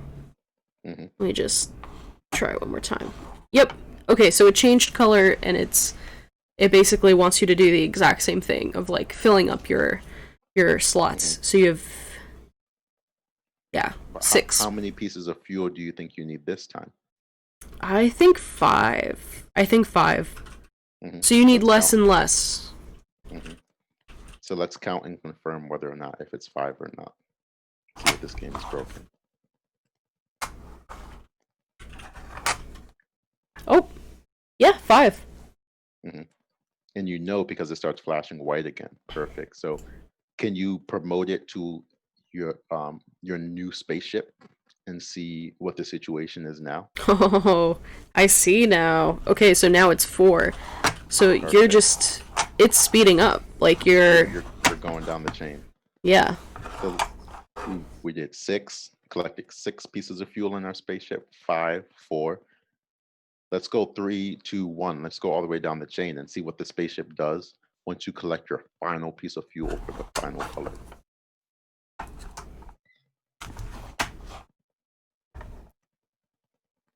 So that was green. Now we're at 2 pieces for blue. Uh-oh, we are cooking now. Okay, just 1 for green. This is it. Boom. What happened after you collected your green? It's now flashing all of the colors. So it's flashing blue, yellow, red, green. Boom. You have achieved your rainbow spaceship, which is the pinnacle of Blink's existence, if I Yes. may say so myself. So now, the interesting thing about this game is we set up 3 players to play, right? Mm-hmm. So when the game starts, we're not taking turns getting fuel. Everyone is racing at the same time to be the first one to get the rainbow spaceship. So if there's a time when you're like really annoyed with your friends and want an excuse to punch their knuckles, this is the game. Like if you want to, this is basically a Blinks fighting game, right? And I'll explain one thing about the different rules that we set for this game. But first, I have to explain why the game is so difficult, right? So obviously, all like there's no limit to how many people can play the game at a time, right? So if you have 100 blinks, then you can make 50 of them spaceships and have 50 asteroids, and it'll be really tough to get however many colors you need to get your rainbow spaceship. But like when I'm playing my Nintendo Switch, like we can only have like 8 players on Smash Brothers, but it also depends on whether or not you're using pro controllers or not. Because you can have 8 pro controllers, but usually like only 5 or 6 Joy Cons. So sometimes I only have 6 people that can play what is it? Smash Brothers at a time. But if I have like 20 blanks, then I can have like at least 11 people playing Astra, which I think is really awesome that at least I finally have a system where all my friends can play at the exact same time together. And I'll speak a little bit more about that later. So now I'm going to go into why this game is so tough. So your rainbow spaceship, can you Mm-hmm. press and long press it? So press and hold it for like 1 second, a second and a half. Oh. Perfect. Now, so you turned it back into an asteroid. Yes. So now, can you long press it again to turn it back into empty fueled spaceship? And now it is blue. Uh-huh. So I'm going to teach you a bunch of strategies that make this game like I'm the second best Astro player in the world. So sorry, it's not going to be a perfect tutorial. But the first thing I want to teach you is, can you collect literally 1 piece of blue fuel and then reconnect from that asteroid? Yes. So I've connected. I have 1 piece of blue fuel. Mm-hmm. So you know you have 1 piece of blue fuel because that light is solidly lit, correct? Yes. So now can you do me a favor, and you know you don't have to double click your spaceship because it's not fully lit, but can you double click your spaceship early and just see what happens? I've turned into yellow. Perfect. But how much fuel do you have now? None. So you emptied your tank for that level, right? So there's going to come a time when you're racing against someone else where you need like 3 yellow, right? You collect 1 yellow, realize that all the other yellows were taken because, like you see, you can have 2 spaceships of the same color fighting for the same color, right? Mm-hmm. And you may think that the strategy is, well, I'm not going to wait for the yellows to reappear, which I'll explain more about the rules of reappearing and not reappearing in just a second. I'm just going to double click sacrifice the one piece of fuel that I got because I think that it'll be faster for me to collect a different color, 3 of those first, right? You have no control of what the next color will be, but you have to make this like intense probabilistic split-second decision to decide, do I want to wait for 2 more yellows to appear, or am I going to switch to a random color that I don't know what that color is yet, and either collect a bunch of blues really fast, or damn, there happen to be no greens too. I'm messing up. So now, can you do me a favor? And we're going to stay yellow for a second. Um, can you connect 2 asteroids together that have yellow? Ooh, okay. So we're getting into the advanced strats over here. We're getting into the strats. Okay, so they are connected. I'm gonna move them a bit closer onto screen so everyone can see. So this asteroid is connected. Okay, boom. So now it's gonna get a little crazy over here. Can you connect your yellow spaceship so it goes into the vertice, so it connects to both asteroids at the same time?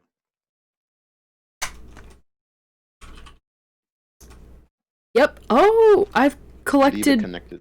Wow. Okay. Nani, you connected both at the same time. That was insane, right? Yeah, yeah, So yeah. you can collect colors as quickly at a time as you want, which obviously, if the other person doesn't know that and you're collecting colors 2 at a time, you're gonna smoke them. So one thing that I like to do is, depending on like if you're playing one-handed or two-handed, with one hand, I'll collect a bunch of colors. With the other hand, I'll make like a hexagon with a hole in the middle, and then I'll drop my blink into that hole and collect like 4 colors at the same time. Nice. You know what I mean? Yeah, yeah, yeah. Or like something crazy like that. So now I'm going to teach you something else that's advanced and a little complicated. Leave the 2 asteroids connected, Mm-hmm. but remove your spaceship from them. We are free.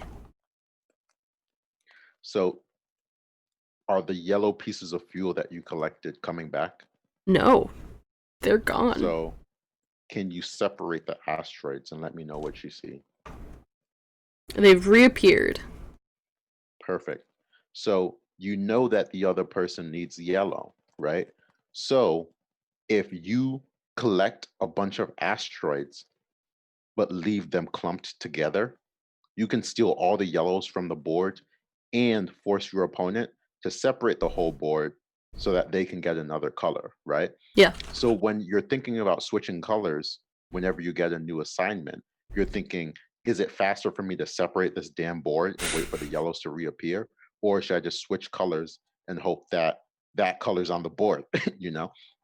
So I got really good at the game by being the first person to get colors and clump them together, so that I'm forcing not only am I collecting 2 at a time, but I'm also forcing my opponent to disconnect the board instead of collect colors.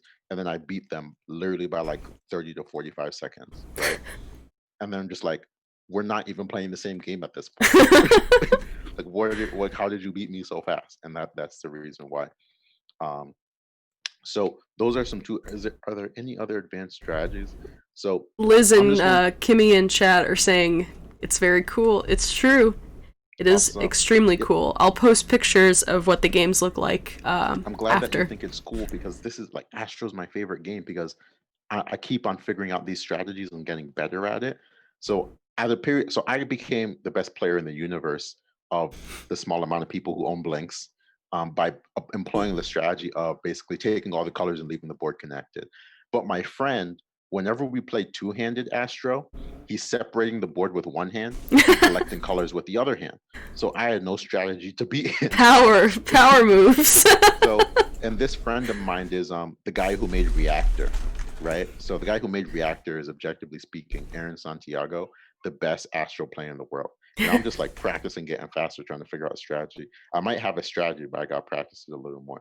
So what I would like to see you do is, I want to see how fast it takes you to get a rainbow spaceship from the beginning. So now I'm going to talk. I'm just going to let you focus.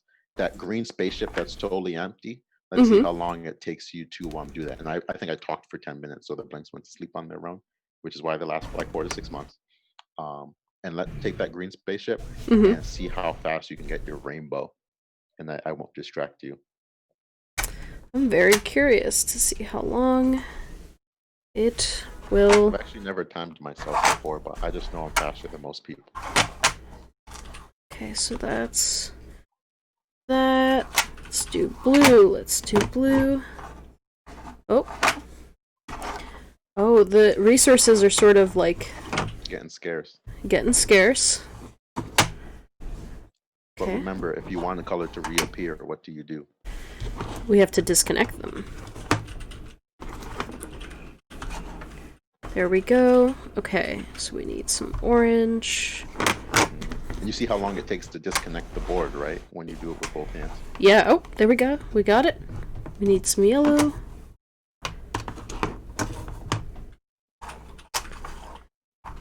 It's also quite interesting to have it be in a restricted space too, because Oh, it makes it way harder. It's like you're in a boxing ring. yeah, it's then it becomes a matter of making sure that they can separate. Okay, so we need one. Oh, we got it. Just one yellow. Just one yellow. Where is it? Where is it? Oh.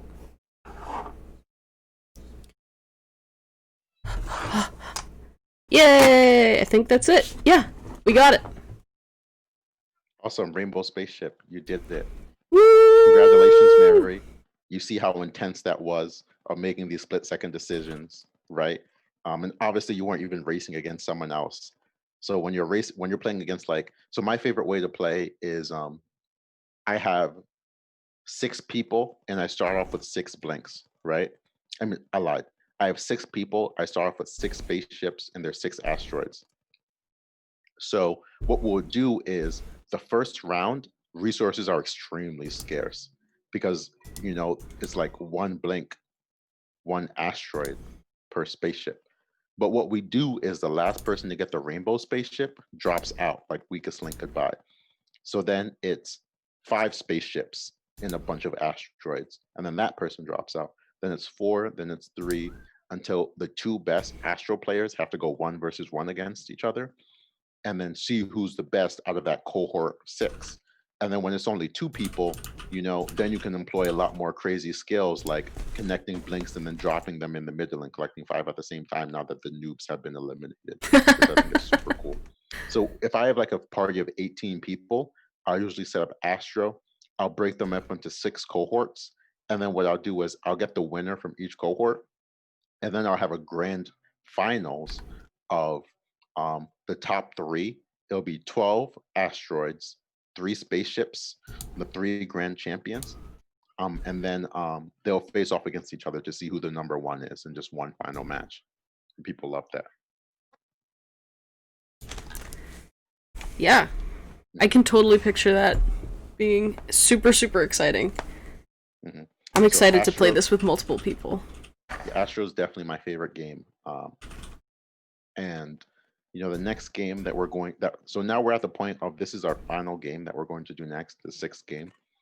This game, if you can please load widgets onto all 12 blinks. Mm-hmm. And widgets is the game that actually doesn't say widgets on it. It just has dice. So I apologize for that. Let's see. Do.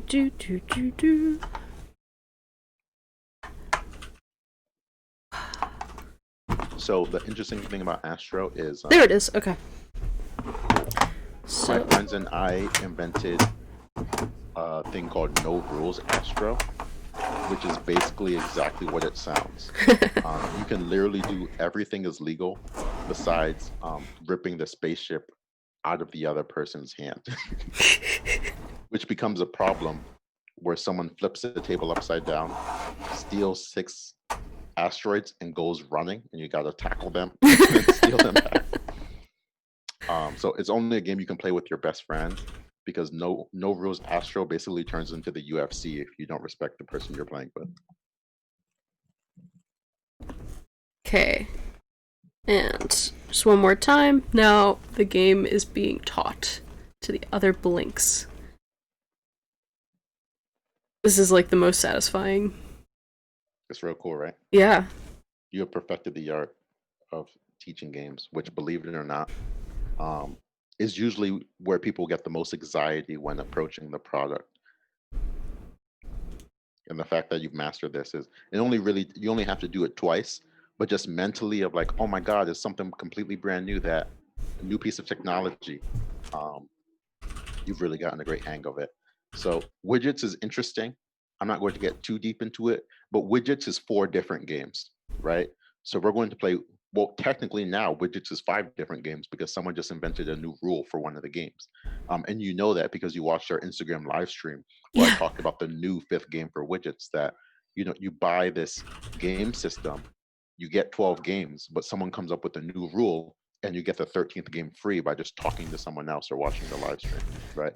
So we're gonna play Flip Bet, which is the same game that John and I played on our live stream. I Nice. believe I believe you understand the rules, but we will still I'll still run them quickly for the people who are in the chat or watch the recording. So you know how to long press, right? So Mm-hmm. you long press to switch between games within widgets. So right now you're on takeaway dice, which the interesting thing about widgets is each of one of these things are like things you can actually use. So right now you're on the dice mode. So like 1 out of the 6 lights will be on. So some of them, like all 6 are on, some of them 2 are on. So if you're bored with using normal dice to play Monopoly, you can take 2 of your blinks out and roll dice properly. Because I myself have gotten good at the art of rolling double digits so I get free turns. Some people call it cheating. I call it very carefully rolling the blinks so they stay in the same place that they were when they were in my hand. But you can't do that. I mean, rolling the dice, but you can't do that with blinks. So can you long press and switch to the next game in widgets? So beautiful. I believe we are there. So the next game in widgets, we call it Spinonimo. That is always a tongue twister for me. And this game is like a more is pretty complicated, like probability based game. But we're going to start off with a more simple and easy to teach probability based game, which is Flip Bet. So if you can long press again, you'll take us to the 3rd game in widgets that we'll actually play. Yes. This was really exciting. I really loved the stream. This is a Yeah, lot of fun. this game is crazy. So, I'll run through the rules one more time. Do remember I did take 2 hours out of my day to teach you blinks, so you should let me win. If you don't let me win, I will remember that like basically a Walking Dead action when you kill someone, and then the whole town is like, "Oh wow, we're gonna give this person the bad ending." So don't forget that. You know, I hope I win. So this game, Flip Bet, is a probability based game where, you know, I choose a color, I'm always silver. You choose a color, you will be gold. It's a probability based game where you're trying to guess basically the number of your color that's going to appear. So quickly, if you can single click the blinks while they're together, you'll see that they all flip kind of between heads or tails or gold or silver at the same time. Random assortment, and then we're gonna see randomly, like, okay, so I see 1, 2, 3, 4, 5. I think I see 6 silver that appeared, right? Yes. Perfect. So what we're going to do is before you roll, we're each going to guess a number of how many we think is going to appear for our color, right? And when we do that, the way it works is this is how we get points. Let's say I guess, okay, I think 5 silver is going to appear. If 5 or more silver appear, then I get 5 points. So if I guess 5 and 10 appear, I get my 5 points, but I'm in regret thinking, man, I should have guessed 10. If only I had known. If I guess 5 and less than 5 appear, I don't get any points. So you get punished pretty aggressively. Like if you guess 10, but 9 silver appear, I get no points. If I guess 10 and 9 silver appear. Simultaneously, while I'm guessing for silver, you're guessing for gold, right? Yeah. So let's say I guess 5 silver, you guess 7 gold, then it's according to basically whatever the assortment that comes up is. So the only before we play, the only other things you need to know is if I guess or if you guess the number exactly, the other person gets no points no matter what. And we're racing to 24, right? So right now we have 12 blinks on right now. Technically, we can, like, if I guess 12 twice and I'm right both times, I can beat you in 2 turns. it's highly unlikely that two 12 silvers will appear. But the day it happens, I'll play the lottery. So I think we're ready to play. I will keep score, and you will flip and not cheat. Which, I hope you didn't get in the code or anything like that and know what's about to appear. So I think the person who guesses second has an advantage because they can always like be more conservative than the other person. So we'll alternate who guesses first. I will guess first. First, my first guess is conservative. I guess 4 silver. Okay. I'm gonna go with 8 gold. Okay, so obviously you're starting off the game pretty reckless. And we'll see what happens. I'm pretty sure you're going to get no points, but let's flip the bet and see who gets how many points. All right, here we go.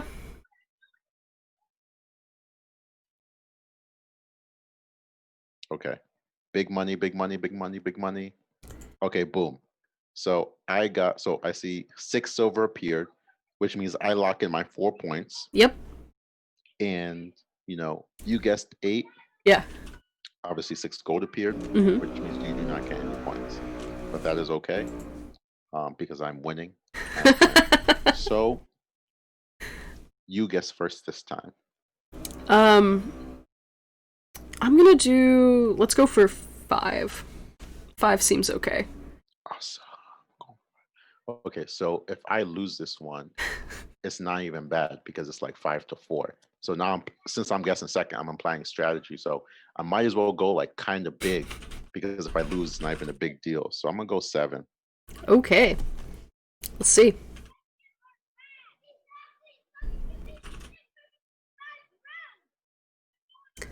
Ooh. Okay, so we have 1, 2, 3, 4, 5. Oh, rip. So yeah. I think you got 1, 2. So you got 7 pieces appeared for you, correct? Mm-hmm. And we have So 5 for silver. That means you get your 5 points, but since I guess 7, I get no points. So, like I had assumed, it's not bad. It's 4-5. I guess first this time. I don't want the lead to get worse, so I'm going to guess. I'm going to guess 3 silver.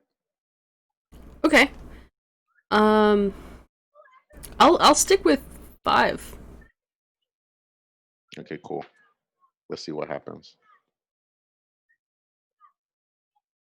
I hope I get 3 and exactly 3, so you get no points. Come on. You have quite a lot. I'm a noob. I don't know. I feel like I wasted it, but at least I got. So at least you don't get your 5. No. Because mathematically, like if it was 6, if it was 6 and 6, we could have both gotten points. That would kind of sucked.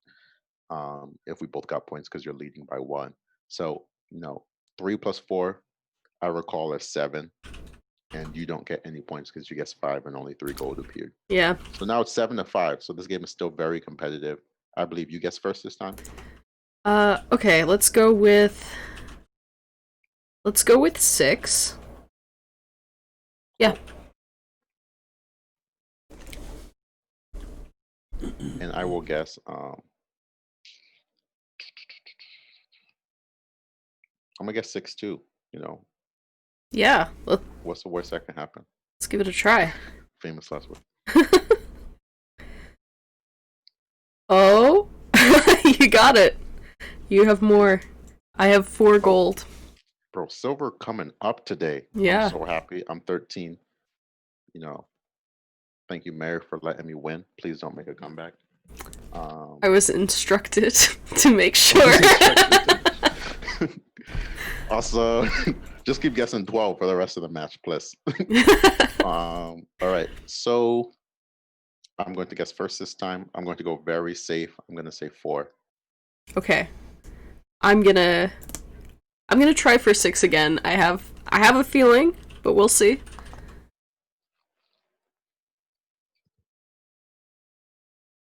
Oh, look at that. Okay, so you have 5. Mm-hmm. And you got 7, so we both get points. Yeah. So I'm at 4 plus 13 is 17, and you guess 6, so you're at 11. So that's not bad. Remember, we're racing to 24. Yeah. Let's go. I'm gonna go for 7 this time around. Okay, so you're going for big money. Simple math tells me that 24 minus 17 is 7. So if I can get 3 and 4 in succession, then I'm in a good place. So I'm gonna go for 4 first to try to get the bigger one. In case, because it's easier to go safe in the future. I think if I don't want to be forced to go big later. So I'm going 4. So you have 6, So I got my 4 points. and I have 6. So I believe I don't get anything because I Right. thought it was 7. Okay, so it's not looking good for you, Mary, but that's all right. So I'm at 21. You are at 11. Um, it's very interesting because every single time I play this game, one person happens to guess exactly right. So if you guess exactly right this time, so because I'm obviously going to guess 3 and try to lock in the 24. If you guess exactly right this time, I don't get my 3 points and you're back in the game. Okay, So that means I have to choose the right number. yeah, so if you evoke the spirit of Michael Jordan, you could still win this game. So I'm going 3, obviously. Where are you going? What do you think is actually going to appear for gold? You gotta be exact. Let's do 3. I feel Okay, like 3. that's what the Matrix is telling you. Yeah. Yeah, let's try it. Okay. Let's see what happens. Oh. So we got 5 and 7. Okay. So I get my 3 points and I win at 24. And you also get your 3 points. So the final score is 24 to 14. Nice. It's not bad for my first time. Not bad at all. So those were all the games that I want to teach you. And I of course I'm happy to play another flip bet. I'm not sure what your schedule is. I'm happy to rematch and give you the opportunity to redeem yourself best 2 out of 3. But I also want to be respectful of your time as well. And what you'd like to do next. I think we should definitely. I just checked my phone, and the blinks look a lot better on Instagram. So I think I will join you next time for a session of this over Instagram, because it does it way more justice. Okay, cool. Yeah. That sounds awesome, Mary. So we'll definitely plan that sometime very soon, whether it be our Instagram or your Instagram. Of course, if you want to stream on Instagram anytime, I will be there, and then maybe I will show my face. Woo! Thank you so much for teaching me how to play so many amazing games. Honestly, as y'all can see, there's sort of infinite possibilities with this, and you can't really tell from live streams, but the feel of this piece is really lovely. And this little component that you're touching, it's like a soft jelly. So nothing short of cool futuristic game. Like, I would picture people playing this on a spaceship. Honestly, like it is so. It's a very cool experience. Yeah, and of course, I'm so glad to have you be a part of the team, Mary, because I think you instantly made us a much better team, way more efficient. Oh, thank you. Especially looking into our Kickstarter that we're looking to. This is actually not a shameless plug, but our Kickstarter is launching October 20th. I'm looking into that. There's just you were in the meeting yesterday. There's so much work that we have to do between now and then, and I think you'll be absolutely critical in making sure that we get all of it done. So thank you so much for being a part of the team. I'm really happy that you like the games, because if you didn't, you would instantly regret joining the team. That would be unfortunate. No regrets. This is the coolest thing ever. Awesome. And yeah, so I look forward to the next time that we can live stream. And of course, everyone, you can check out our website, move38.com. That's numbers 38, move38.com, and get way more information on all of the games. We are getting up to 30 games, and we only did 6 today. And you can just get more information about the product as well. Yeah, absolutely.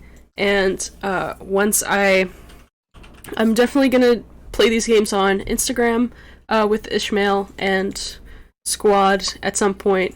And when we do our live streams, we'll probably for Twitch in the future.